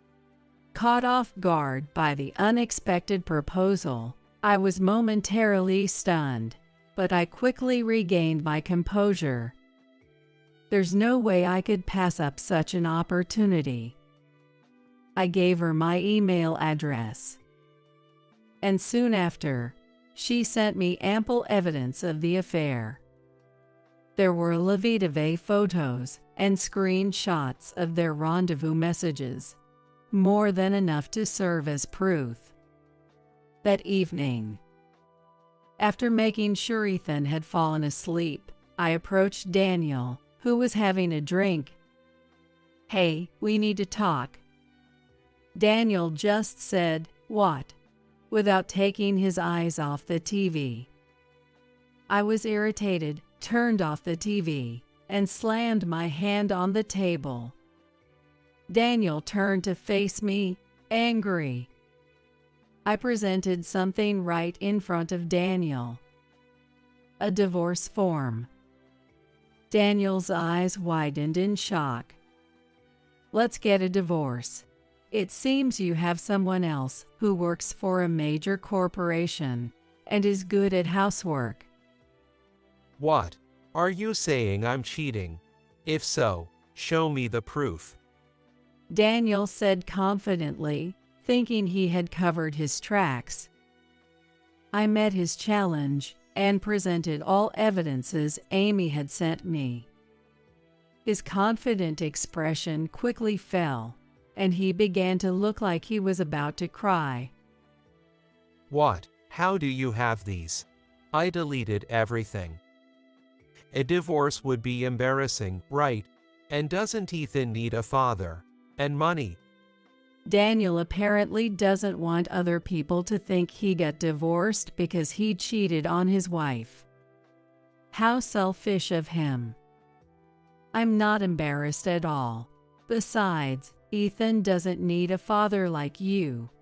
You've never done anything fatherly before. Don't start saying such things now. As for money, if you truly care about Ethan, you'll provide ample child support, won't you? Finally, Daniel seemed to realize I was serious about our divorce, holding his head and starting to sob. This isn't how it was supposed to go. Half a year later, Daniel and I were officially divorced. In the divorce, I demanded a fair division of assets, compensation for his infidelity, and ample child support for Ethan. Additionally, I demanded compensation for infidelity from Amy, the woman involved in the affair. Since the payments were made in lump sums from both parties, I had no immediate financial worries.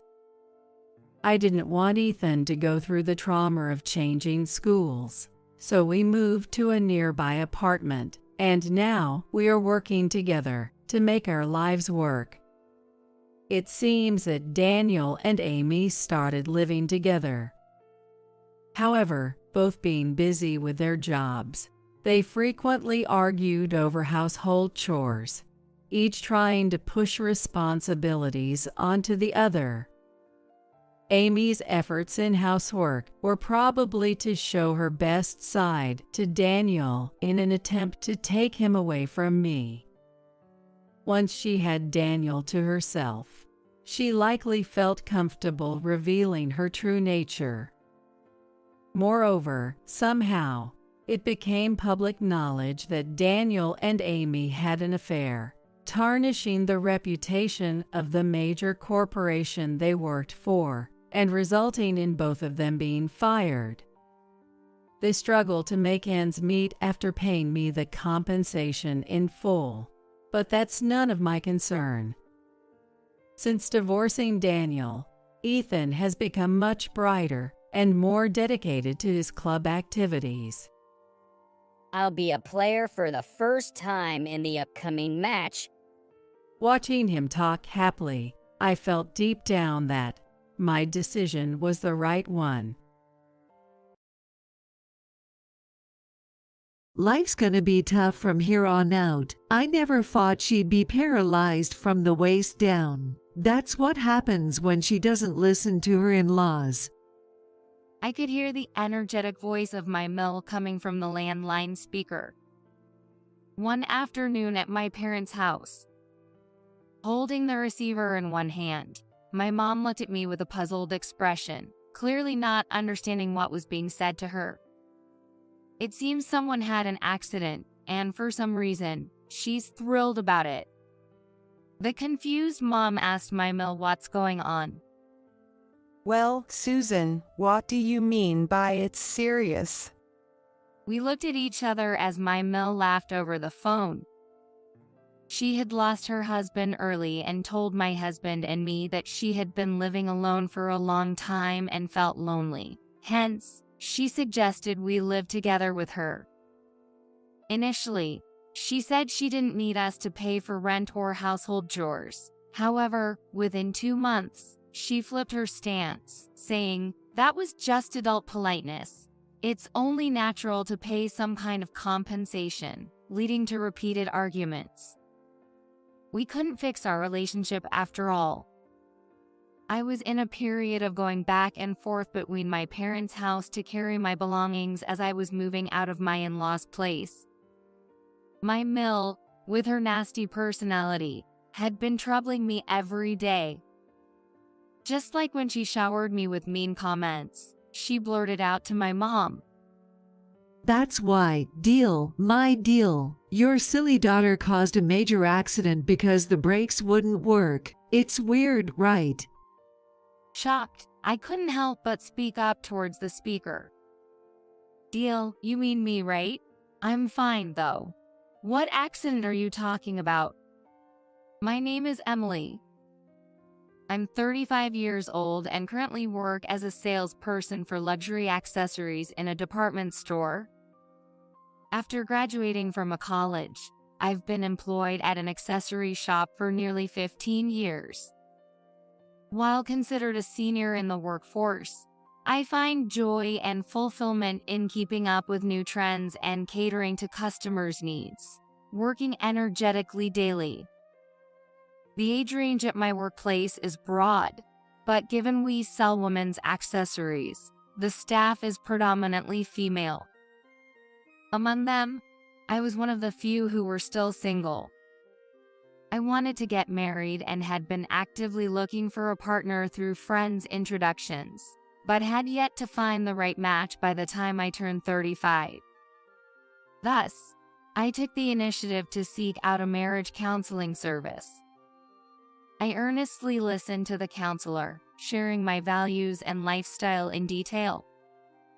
Considering whether there was a match, I ended up meeting Harry, an engineer. He was a year older than me, had a good vibe, and the way he listened to me, slightly blushing, left a very good impression. After hitting it off, we went on several dates, gradually getting to know each other better. I sometimes slipped into my sales pitch talk, but as I spoke with him, that stiffness melted away. Over time, Harry would enthusiastically talk about his favorite novels, and I found myself engaging more openly, the complete opposite of how we started. We both agreed that we wouldn't find a better match than we did. Based on our deep trust in each other, we decided to get married. We were looking for a new home close to my husband's family home. His father had passed away early but left behind a significant inheritance, and my Mill, Susan, continued to live there alone. Harry had moved out after getting a job and only returned occasionally.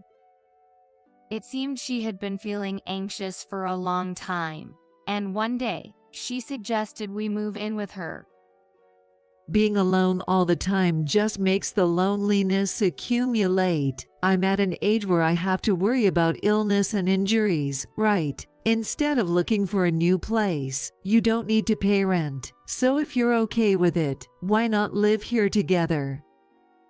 It would mean we could spend more time together. Of course, I wouldn't get in the way of a newlywed couple. Could you consider it, thinking of it as a way to ease my worries? My impression of my Mill from our visit was that she was gentle and modest, saying, "We'll keep our living areas separate, and since I'm not working, I'll take care of the household chores and cleaning." The loneliness of her living alone was palpable, and understandably, neither my husband nor I could dismiss her outright. Moreover, we were thinking about starting infertility treatments because we wanted children in the future. These treatments would require a long time and significant medical expenses. We had planned to cut back on our living expenses for the cost, but living with my in-laws would not only save money but also allow us to save more. This would enable us to approach the treatment more systematically. Thus, we started to think quite positively about living together. Honestly, it's a wish come true. Rather than living by ourselves in the neighborhood before moving in together, why not start living together now? It'll save us from changing our living style multiple times and wasting money on moving expenses. That's right. I don't want to see your mother looking so lonely. Moving into my in-laws' house was nerve-wracking due to the mill and deal relationship. However, it seemed like the best solution both financially for us and mentally for my mill. After much discussion, we decided to move in with my mill. Upon hearing our decision, she said, "Thank you, really thank you. Being with family is the greatest happiness," and she cried with joy. We moved our belongings in and smoothly started our new life. However, just a few months later, my mole's attitude had completely changed. One day, she suddenly said to me with a stern face, "You always come home late. What's going on? You say it's work, but is it really? Retail jobs should end once the customers leave. It doesn't make sense that you're not coming home until this late after the department store closes. Where exactly are you working?" I was taken aback and lost for words. "And when are you planning to quit?" she continued. I held a responsible position. My job wasn't limited to just sales. There were meetings at the department store and other locations, and it wasn't unusual to work overtime during busy periods. My husband knew it, and he supported me without saying anything when I came home later than him. I was taken aback by the suggestion that I should quit my job and stay at home. First of all, if you've married into this family, you should devote yourself to the household. How long do you plan to work? This would have been unthinkable in my time. If I had known you were like this, I would not have agreed to have you as my deal. "Susan, I value my job as well, and Harry and I have decided to support each other and live our lives together. Continuing with our jobs is a choice my husband and I have made." I managed to say this in response, though trembling. However, my mill became even more stern and scoffed at my words. "A woman working just disrupts the household. You have a responsibility to keep the house in order while my son is away. You should understand that better." She wouldn't listen to me and kept insisting I quit my job. As her delusions escalated, she started making baseless accusations like, "The reason you're not coming home must be because you're hiding something." So I hurriedly told my husband to mediate. Of course, I had nothing to hide. My husband was shocked by the sudden change in his mother but stepped in to reason with her.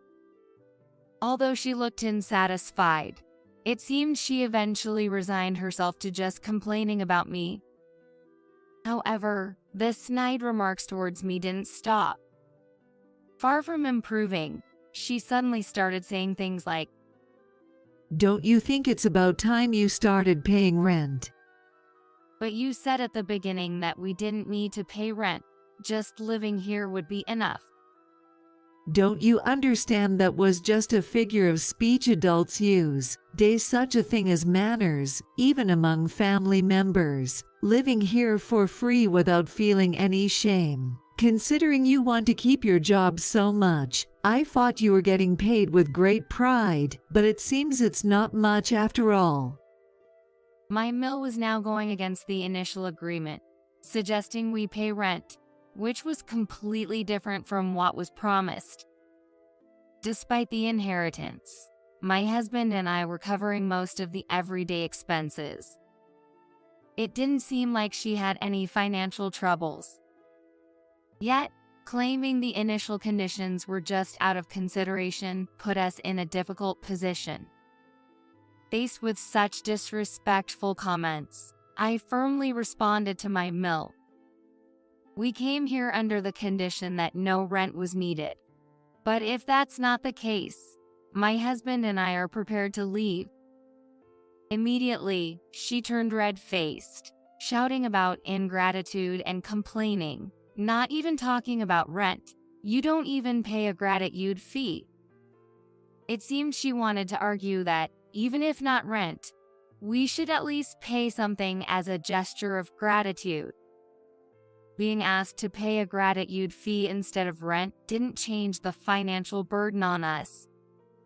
Moreover, the amount she proposed was significantly higher than the rent for apartments in the nearby area. When I brought this up with my husband, we decided to give her a certain amount monthly. She must want some pocket money.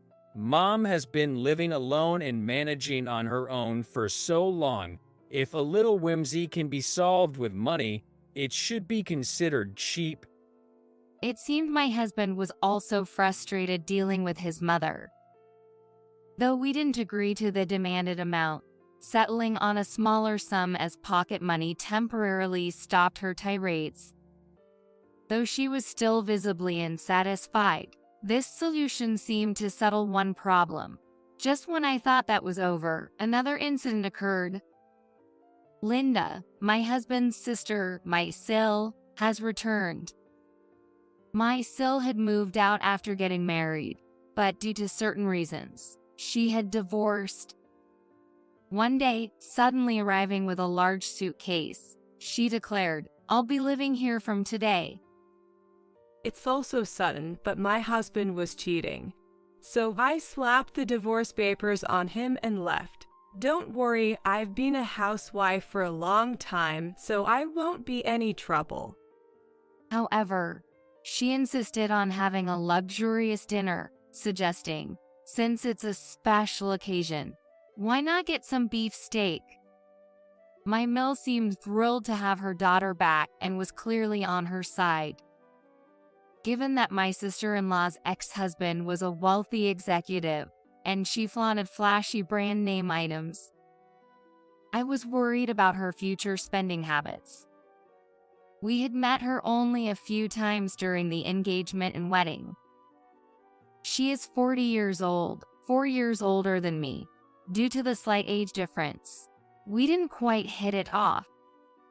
Moreover, upon learning about my job, she made outrageous requests like, "You must have an employee discount, right?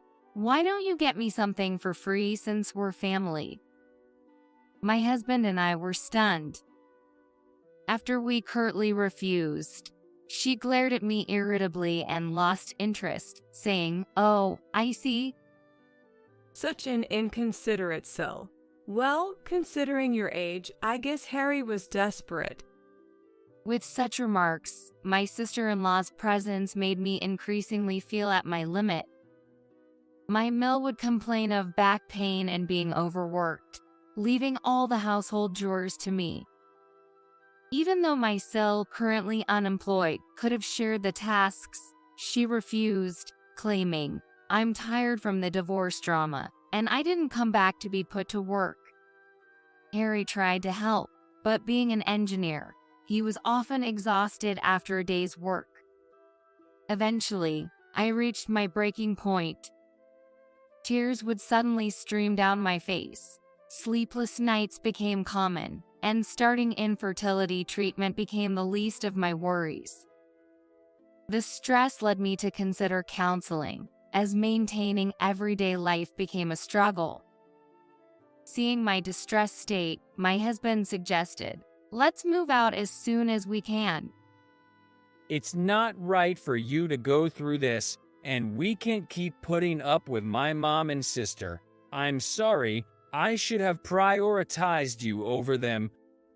But we don't have the money for that. We can't be worrying about costs right now. The most important thing is your health. He started looking for a new place immediately. However, it was precisely the season for graduations and new school terms, making affordable housing scarce and quickly taken. It seemed like moving out of my in-laws' house would take some time. Meanwhile, my relationship with my Sil didn't improve and only seemed to worsen. As a salesperson, I used somewhat expensive cosmetics and accessories to maintain a professional appearance. My Sil, being unemployed and short on funds, she seemed envious of my belongings. I started noticing items missing or moved. And when confronted, she would nonchalantly confess. What's the big deal? I like this brand too. It should be okay to borrow a little. These are my personal belongings. Please don't use them without asking. Don't make such a fuss over using a lipstick or borrowing a necklace for a day. We're family, so don't get so worked up. Mom, tell your deal she's being too possessive. Despite multiple warnings, she would bring my Mill into the argument, both ganging up on me with petty complaints. My Mill would sigh in exasperation and scold me, try to be more accommodating. Just because she's your Sil doesn't mean you have to make such a fuss. No improvement was in sight. I put my personal belongings in a locked box so they wouldn't be touched, but eventually she broke the key with a tool.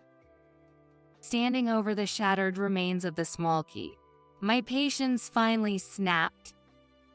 No matter how many times I've pointed it out, nothing changes, and now even my keys are broken. I've had enough. If living together means not respecting each other's belongings, then we can't continue living together. I'm moving out. I declared this to the two of them and started hastily packing my belongings into a large bag. My Mill, furious, followed me around, yelling, "Think it over. You can't endure even that much." But realizing I was not listening, she started making a phone call somewhere. The call was to my family home, unbelievably. Whether my mom picked up the phone or not, I could hear her lodging a complaint. "What kind of upbringing have you given your daughter?" I couldn't catch how my mom responded, but soon after, I got a call. Was that call just now from your Mill, Harry's mom? She said something really odd. Emily, are you okay? Are things not going well with your Mill? My mom seemed to get more worried about what my Mill said, but she was furious when I explained the reason. She told me, "Come back home immediately." My husband, upon hearing about the situation later, also suggested, "Once we find a new place, I'll come to pick you up." Encouraged by this, I began to prepare in earnest and left my in-laws' house the next day. Needless to say, none of them came to see me off or tried to stop me. I planned to collect my belongings from my in-laws' house while commuting between my parents' home, my in-laws, and work. A few weeks later, as I was cleaning at my parents' house in the morning before my afternoon shift, the home phone rang. My mom checked and, with a puzzled look, picked up the receiver, saying, "It's your Mill." Watching my mom on the phone, she soon made a strange face and signaled to me. Apparently, my Mill was saying something odd on the phone. When she put it on speaker, a familiar loud voice, sounding quite pleased with herself, burst through. "Life's going to be tough from now on, huh? Who would have thought she'd end up like that?" Well, who exactly is having a tough time? What exactly are you talking about? So, deal, my deal. What goes around comes around. Your foolish daughter caused a major accident because the brakes failed. We looked at each other, bewildered. I hadn't caused any accident. In fact, I hadn't even stepped out of my parents' house since this morning. My Mill, even more delighted, kept talking. And to think she caused a major accident right before going to work. It's her own fault for not quitting. It's really strange, isn't it? There were too many questionable points, and none of it made sense. I interrupted her tirade, addressing the speaker. Deal, you mean me, right? I'm fine, though. What accident are you talking about? What? No way. What do you mean? My Mill was clearly flustered. It was a bizarre claim for a prank call. I pressed for meaning, but she was just panicking. Why are you all right? If it's not your accident, then whose is it?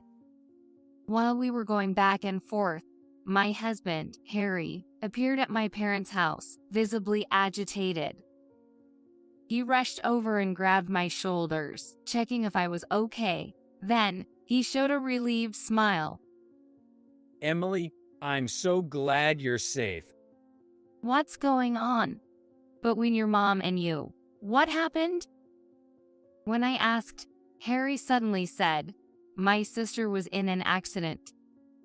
Your sister? I'm just glad Emily wasn't involved. We're heading to the hospital now. Can you come with us? Hearing that from my husband, I nodded without hesitation. We took the afternoon off work and rushed to the hospital. When we arrived at the hospital, we were told that my Sil was still undergoing treatment, but her life was not in danger and she was fully conscious. My Mill, who was panicking, had also arrived, and we all were immediately relieved by this news.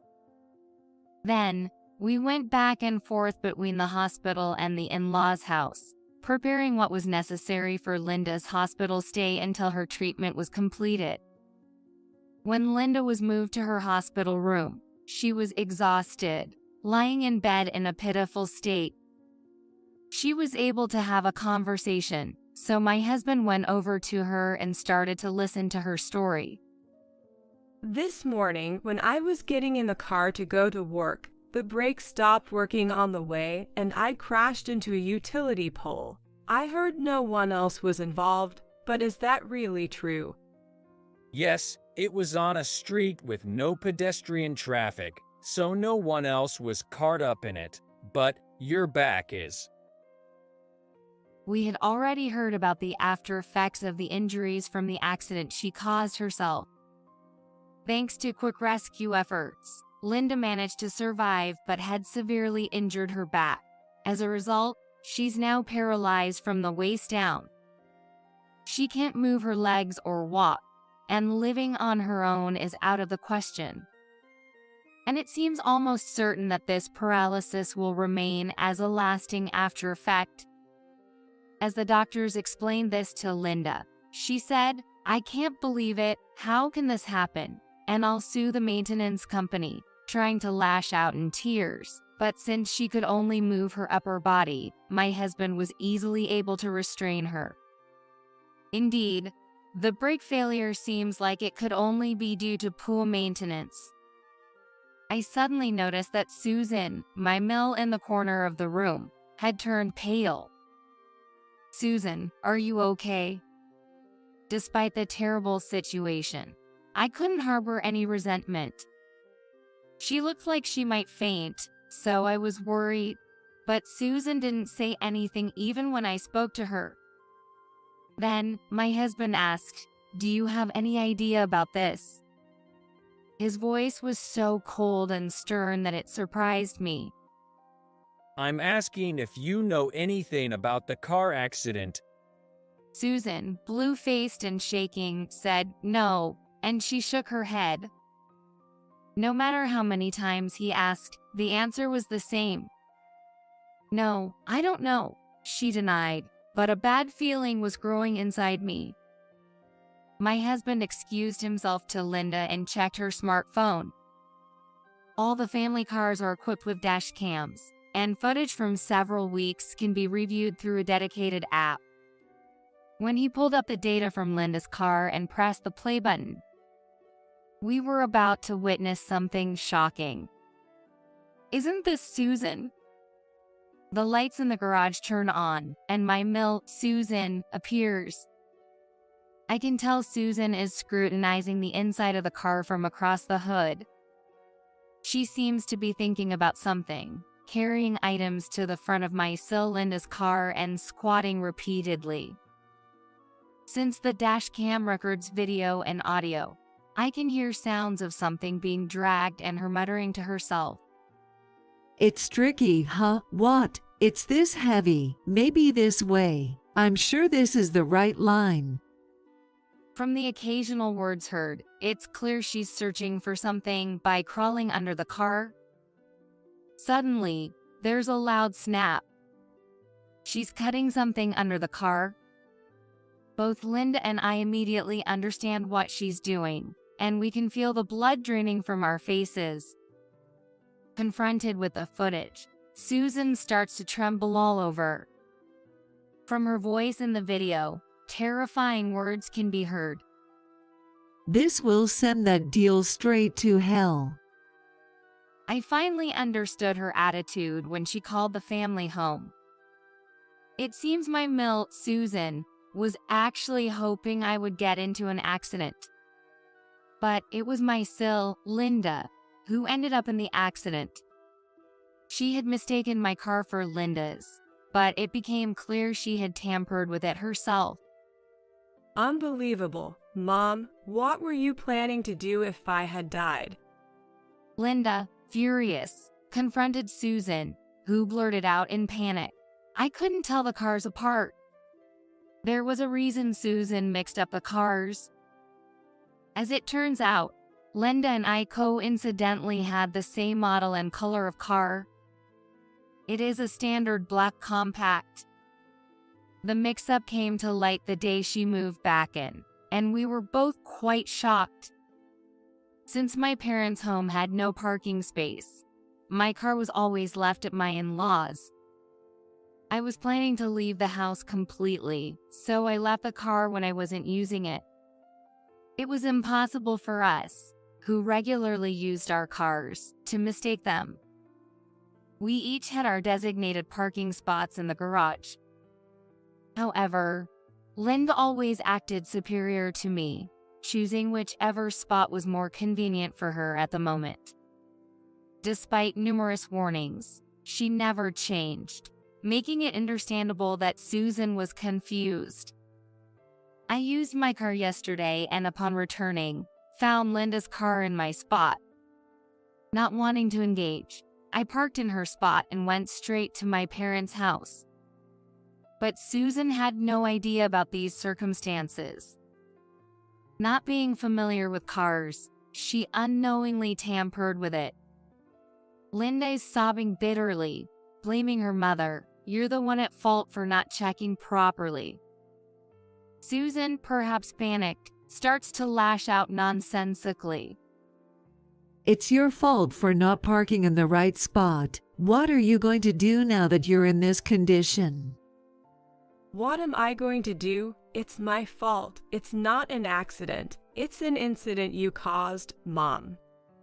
Their shouts fill the hospital, creating a chaotic scene. My husband took me out of the room for a moment, and, given that it was clear Susan had intentionally tampered with a car, called the police. Due to the recentness of the incident, the police arrived quickly to handle the situation. With the dash cam footage and the audio recorded from the moment we entered the hospital room submitted, Susan was taken to the police. Amidst the turmoil and her turning pale, Susan was led away, and Linda, with her eyes swollen from crying, tentatively addressed my husband and me. We're family, not strangers. You'll take care of Mom in her absence, right? She subtly inquired about future care, but my husband immediately responded with a firm no. My husband, an engineer who works with cars, glared at Linda, clearly dissatisfied. The cause of the accident isn't solely on Mom. A warning light should have come on if the brake hose was cut. Plus, if the brake fluid were drained, you'd realize something was off as soon as you pressed the pedal. You should have stopped the car then, instead of forcefully driving it until you got seriously injured. From my point of view, you're the one full of problems. After cutting her off sharply, he then started showing us a video on his smartphone.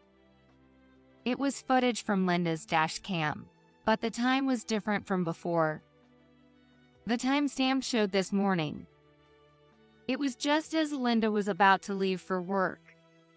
Of course, Linda herself was in the footage.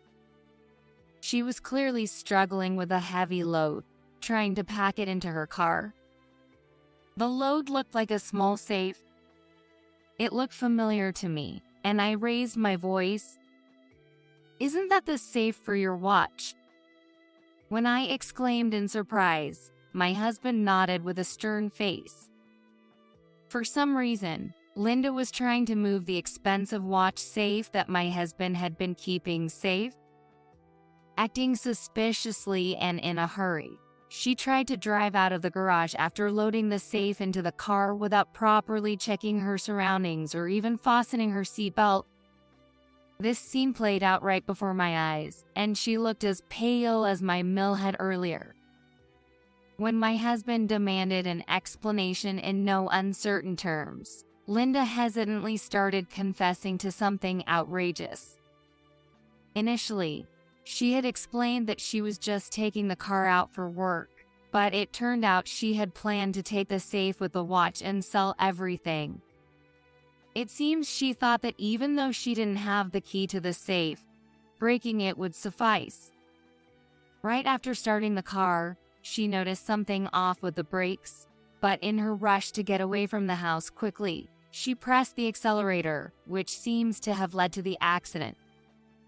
Linda cried and tried to explain, but my husband looked down on her disdainfully. "I needed the money right away to pay back my ex-husband. I was just going to borrow a little bit." Linda had returned home after her divorce, but she had lied then as well. She said she divorced her husband and moved back to her parents' house because he cheated on her, but the truth was the exact opposite. The one who cheated was actually Linda herself. She was sued for damages, lost all her savings, and couldn't afford to live on her own, so she had no choice but to flee back to her parents' house. She didn't want to share the embarrassing story of owing alimony, so to save face, she made her ex-husband out to be the bad guy. Since she's not working after moving back, she's losing sight of how to pay off the unpaid alimony. So, she was getting by selling off expensive items from the house without permission. But there's a limit to everything. Eventually, she set her sights on Harry's luxury watch, leading to this debacle. "Thinking about the alimony stresses me out, but I felt better while bossing around Emily with Mom. That's why I did such a horrible thing. I'm going to change, I promise. Please don't give up on me." She started saying this in a soft voice as if she was despairing about her future. But when she saw the unimpressed look in my husband's eyes and mine, she seemed to realize she was at a disadvantage. Suddenly, her demeanor changed, and she started shouting, "Don't run away. Support and take care of me," as if her earlier proclamation of change was forgotten. Given her past behavior, such demands were bound to fall on deaf ears. "There's still alimony left to pay. I took that accident for you. Ungrateful wretch, ruining someone's life. You guys should pay the money instead." My husband and I listened in silence, but as she grew tired, her ranting became more and more incoherent. She made such a commotion that several nurses rushed in, prompting my husband and me to leave the room. We nodded to each other, agreeing, "Never come back." Later, The police conducted inquiries, asking if anyone besides my husband was knowledgeable about cars. What my mill did was nothing short of criminal, and her arrest was inevitable. However, it was still unclear how someone who neither drove nor had any knowledge about cars could come up with the idea to cut the brake hose, let alone how she prepared the tools for it. But neither my husband nor I could think of anyone who fit the bill. A few days later, the investigation revealed a surprising truth.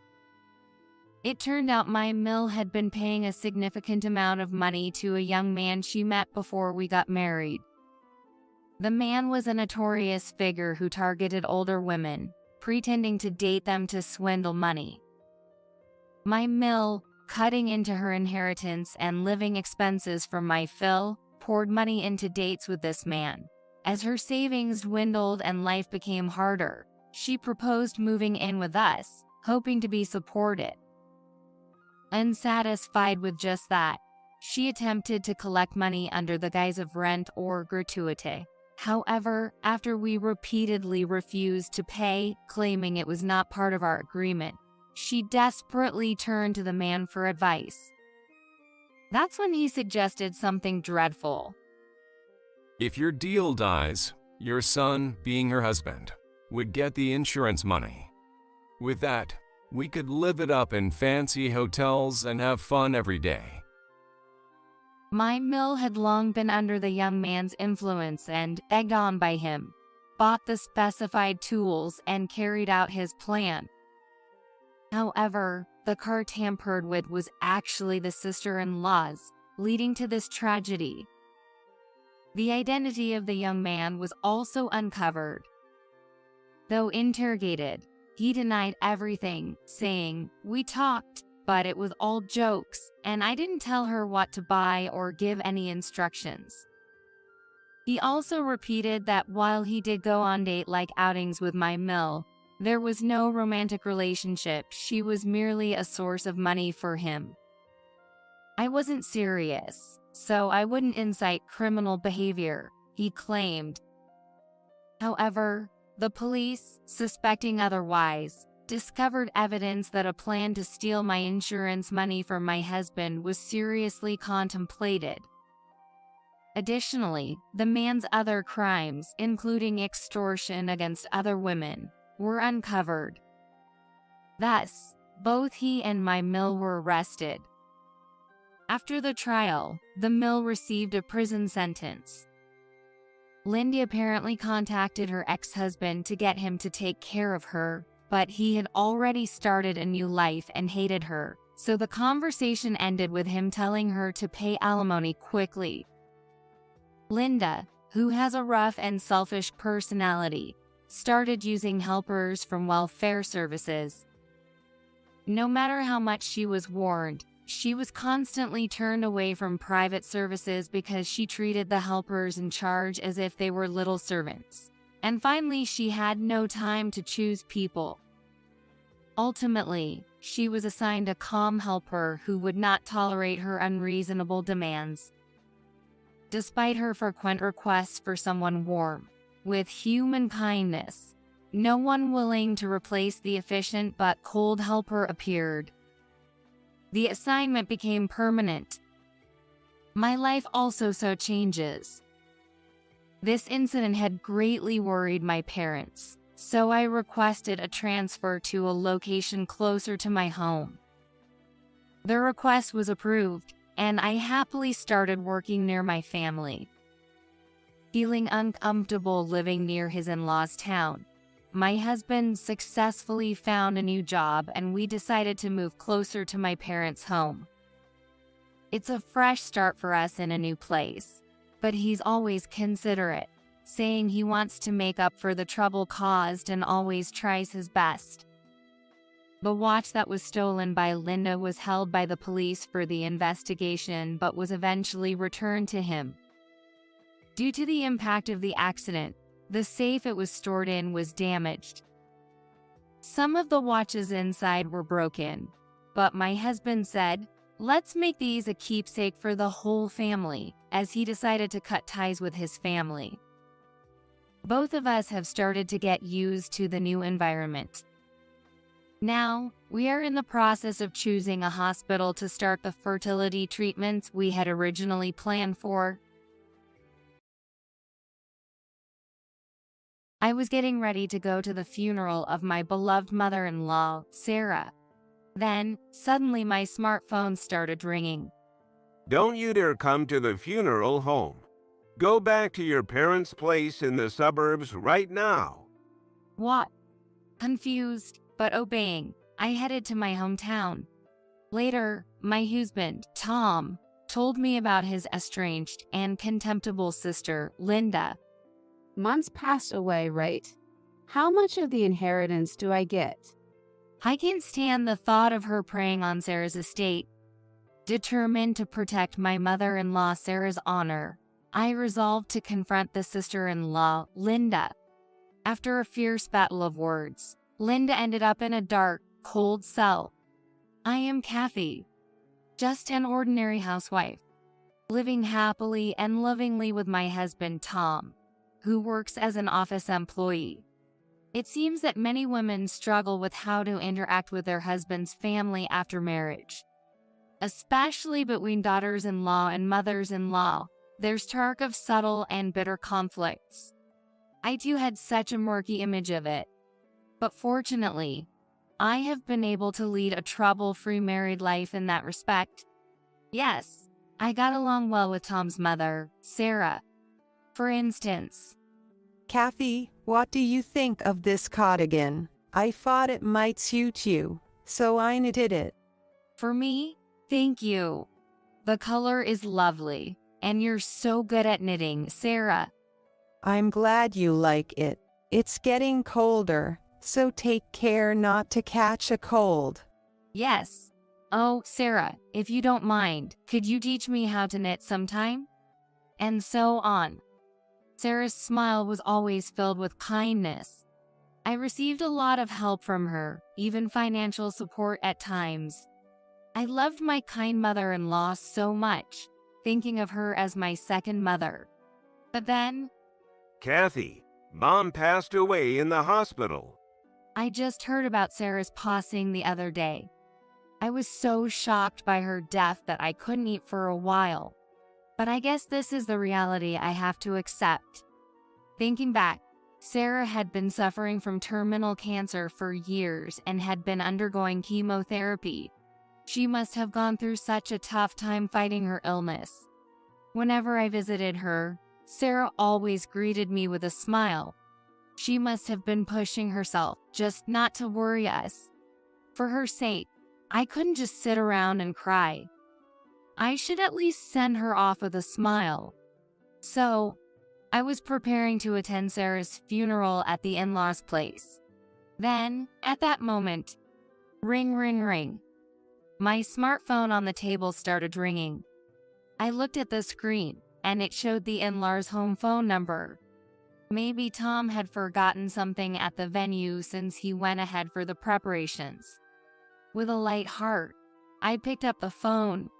But then, Kathy, don't you dare come to the funeral home. Go back to your parents' place in the suburbs right now. Tom's panicked voice came through the phone. What? Go back to my parents' house?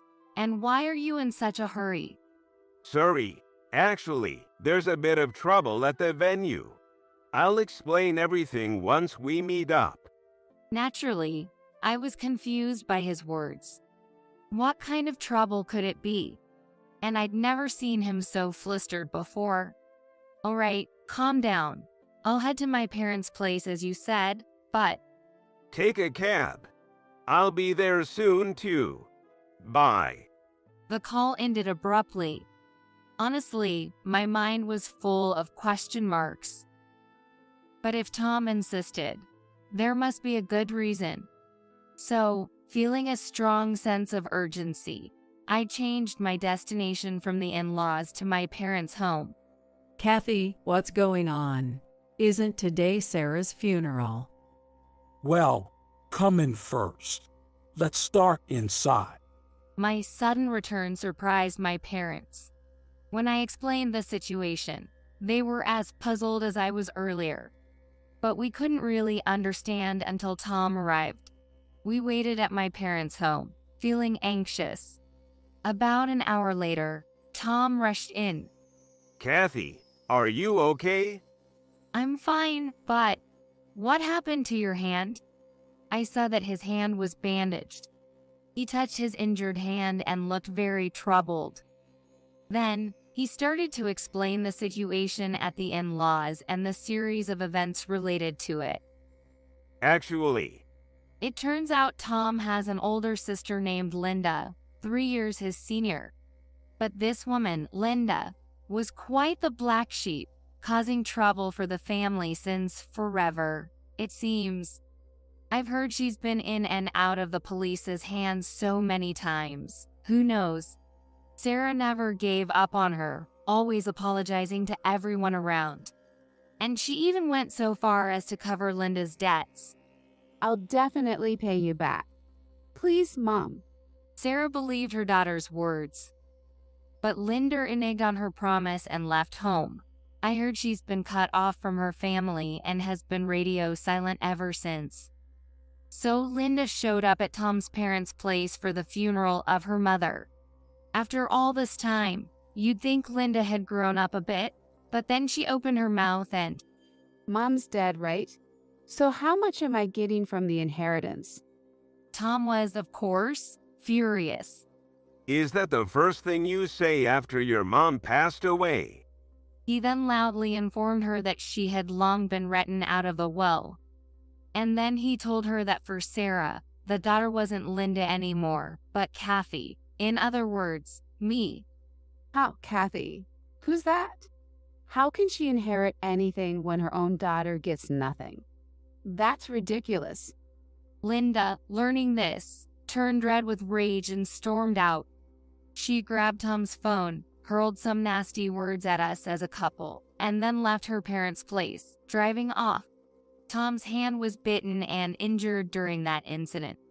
I locked the phone remotely right away, but I'm afraid she might have gotten our address and seen Kathy's face from the photos and contacts. I can't believe this. I was speechless after hearing Tom's story. I had never heard about Sarah having a daughter, and the fact that she was such a terrible person was a shock. I'm sorry for keeping my sister a secret. It's just family stuff, you know. Tom apologized with a pained expression. We encouraged him while thinking about what to do next. Maybe we should stay away from the house for a while, just in case. The address here hasn't been leaked, right? Yes, it's not in my phone. So, for safety, we decided to stay at my parents' place in the suburbs. The next day dawned. The sun rose, and I could hear the birds chirping. I'm off to work. Call me on the spare phone if anything happens. Okay, take care. I waved Tom off to work with a smile. But inside, I was a bundle of nerves. What if Linda shows up? What if she attacks me? These fears tormented me constantly. Whenever I closed my eyes, I saw Linda raging at the family home. However, life at my parents' place turned out to be quite peaceful.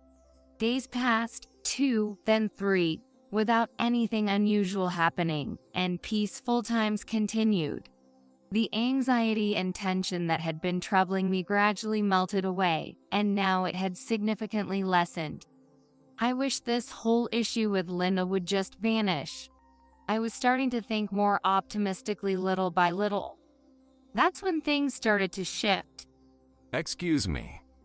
Are Tom and Kathy here?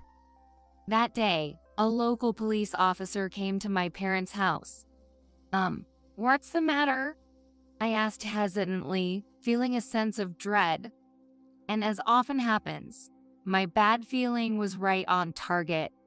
Apparently, there had been a burglary at our own house. They had just received a call from the scene. I contacted Tom, and we rushed our own home together. When we got there, sure enough, the place was ransacked. Every drawer was opened. as if a storm had blown through. Is anything stolen? Well, prompted, we started checking around the house with a police officer. But it seemed like our valuables, like the bank books, were safe for now. Meanwhile, several $100s in cash that should have been in the drawer was missing. According to neighborhood inquiries, residents had spotted a suspicious woman several times in the past few days. That woman was seen in front of our house, yelling, "Come out and give me back my money."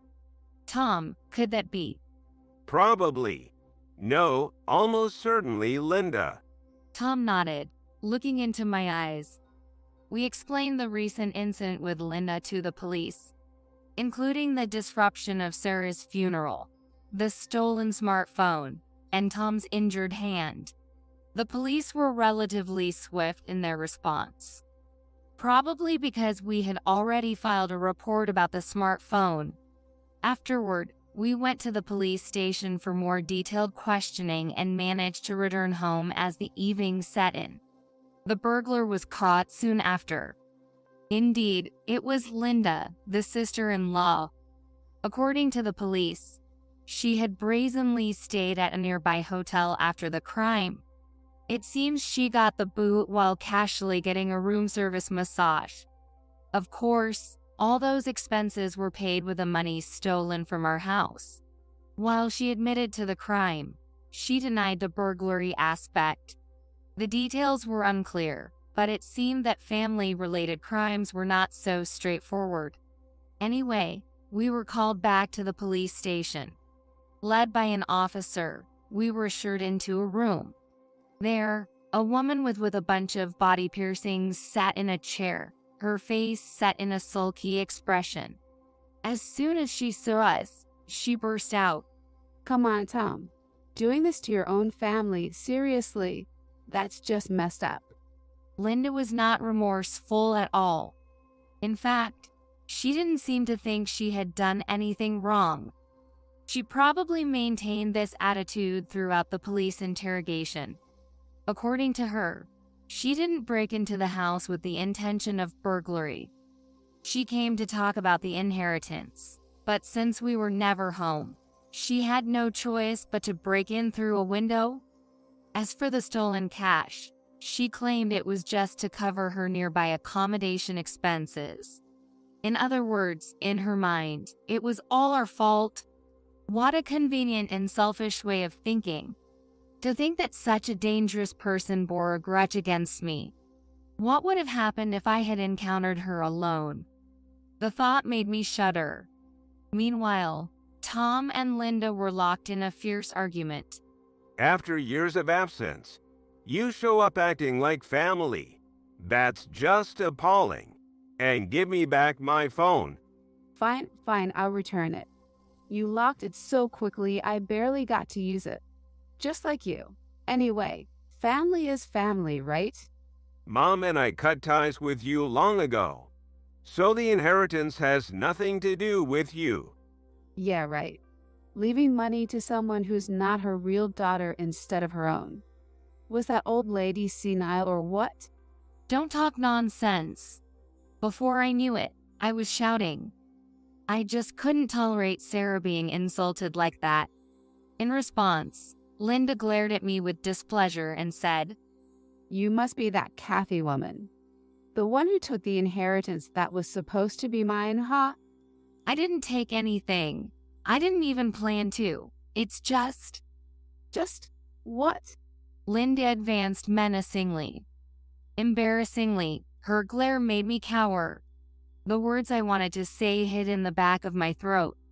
Seeing my fear, Linda snorted disdainfully, smirking triumphantly. Then, a police officer who was present coughed and interjected. "Let's all calm down. It seems there's a lot to discuss. So please, have a conversation among the family members first." He must have judged it to be a family matter from our interaction. "We can deal with the report and other matters afterward." With that, he managed to defuse the situation. Later, we arranged for a formal meeting at the in-laws' home. In a room covered with carpets, Sarah's relatives gathered around a large table in a tense atmosphere. Linda was the first to speak. If you divide the inheritance, I'll consider all past offenses forgiven. You should be grateful for my generosity, huh? Linda's brazen behavior was as relentless as ever. Well, that's to be expected. A person who hasn't changed in over a decade isn't going to change in just a few days. Hand over the inheritance. Drop the police report. She was unwavering in her self-righteousness, repeating it over and over. Of course, we had no intention of complying with her demands. I've said it before, but you've been written out of the will, so you can't get anything from Mom's estate. So, why don't you just give me the money after you receive the inheritance? That's absurd. That's not going to happen, Tom said with frustration. I tried to calm him down and asked her calmly, Linda, did you read all of Sarah's will? It mentioned you, you know. I'm not interested in anything other than the inheritance part. It's probably just full of grievances against me. No, Sarah was worried about you. She also had regrets. Then all the more reason to give me the property, right? Linda snorted dismissively. I was boiling with anger. At the same time, I was deeply saddened. She only saw her parent, Sarah, as a convenient tool or something. I think Sarah left you nothing because she realized money couldn't change you. I continued without waiting for her response. I cannot give a single penny of Sarah's money to someone as despicable as you. What a thing to say. How audacious for a total stranger, not even related by blood. I won't be lectured by someone who disregards familial ties. Faced with my direct confrontation, Linda was momentarily taken aback. Then, her eyes narrowed sharply, glaring at me. Her expression was ugly, terrifying. But this time, I couldn't look away. There's nothing more to discuss. Please leave. I stood my ground against the intimidating Linda. Soon enough, whether out of rage or perhaps fear, she leaned across the table and tried to grab me. But she was quickly restrained by Tom and the other relatives. 10 minutes later, she was forcibly removed by the police who had arrived. Throughout, she continued to hurl insults, but by the time she was put into the police car, she was visibly deflated. Her shoulders slumped. Later, I heard that Linda was sent to prison. Our complaint was officially accepted. Apparently, she had a significant amount of debt borrowed from loan sharks. Her fixation on Sarah's estate likely had these hidden motives behind it. Regardless, she was destined to lead a wretched life, never seeing the light of day again. A parent's heart unknown to the child. It's just desserts for someone like her. Back in our neatly tidied home for the first time in a while, we reflected on the recent events. While gazing fondly at a photo of Sarah, Tom said, I was really surprised to see you so boldly standing up like that. Kathy. Well, I read Sarah's will, didn't I? Actually, I had read Sarah's will again the day before our confrontation with Linda.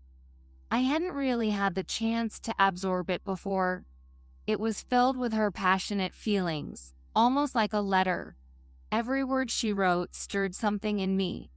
Sarah always cared for her child. Without harboring any resentment, she was just concerned. And she departed bravely into the sky, wishing for our happiness. She must have wanted to do so much for her biological daughter. Holding the cardigan she had given me, I clenched it tightly, tears welling up as I remembered Sarah. Trying to comfort me, Tom said, Kathy, could you maybe knit something for me too? Yes, of course. I'll show you the knitting techniques Sarah taught me. Smiling, I wiped the tears from the corners of my eyes. We will make good use of the inheritance. For Sarah's sake, I firmly vowed to live a happy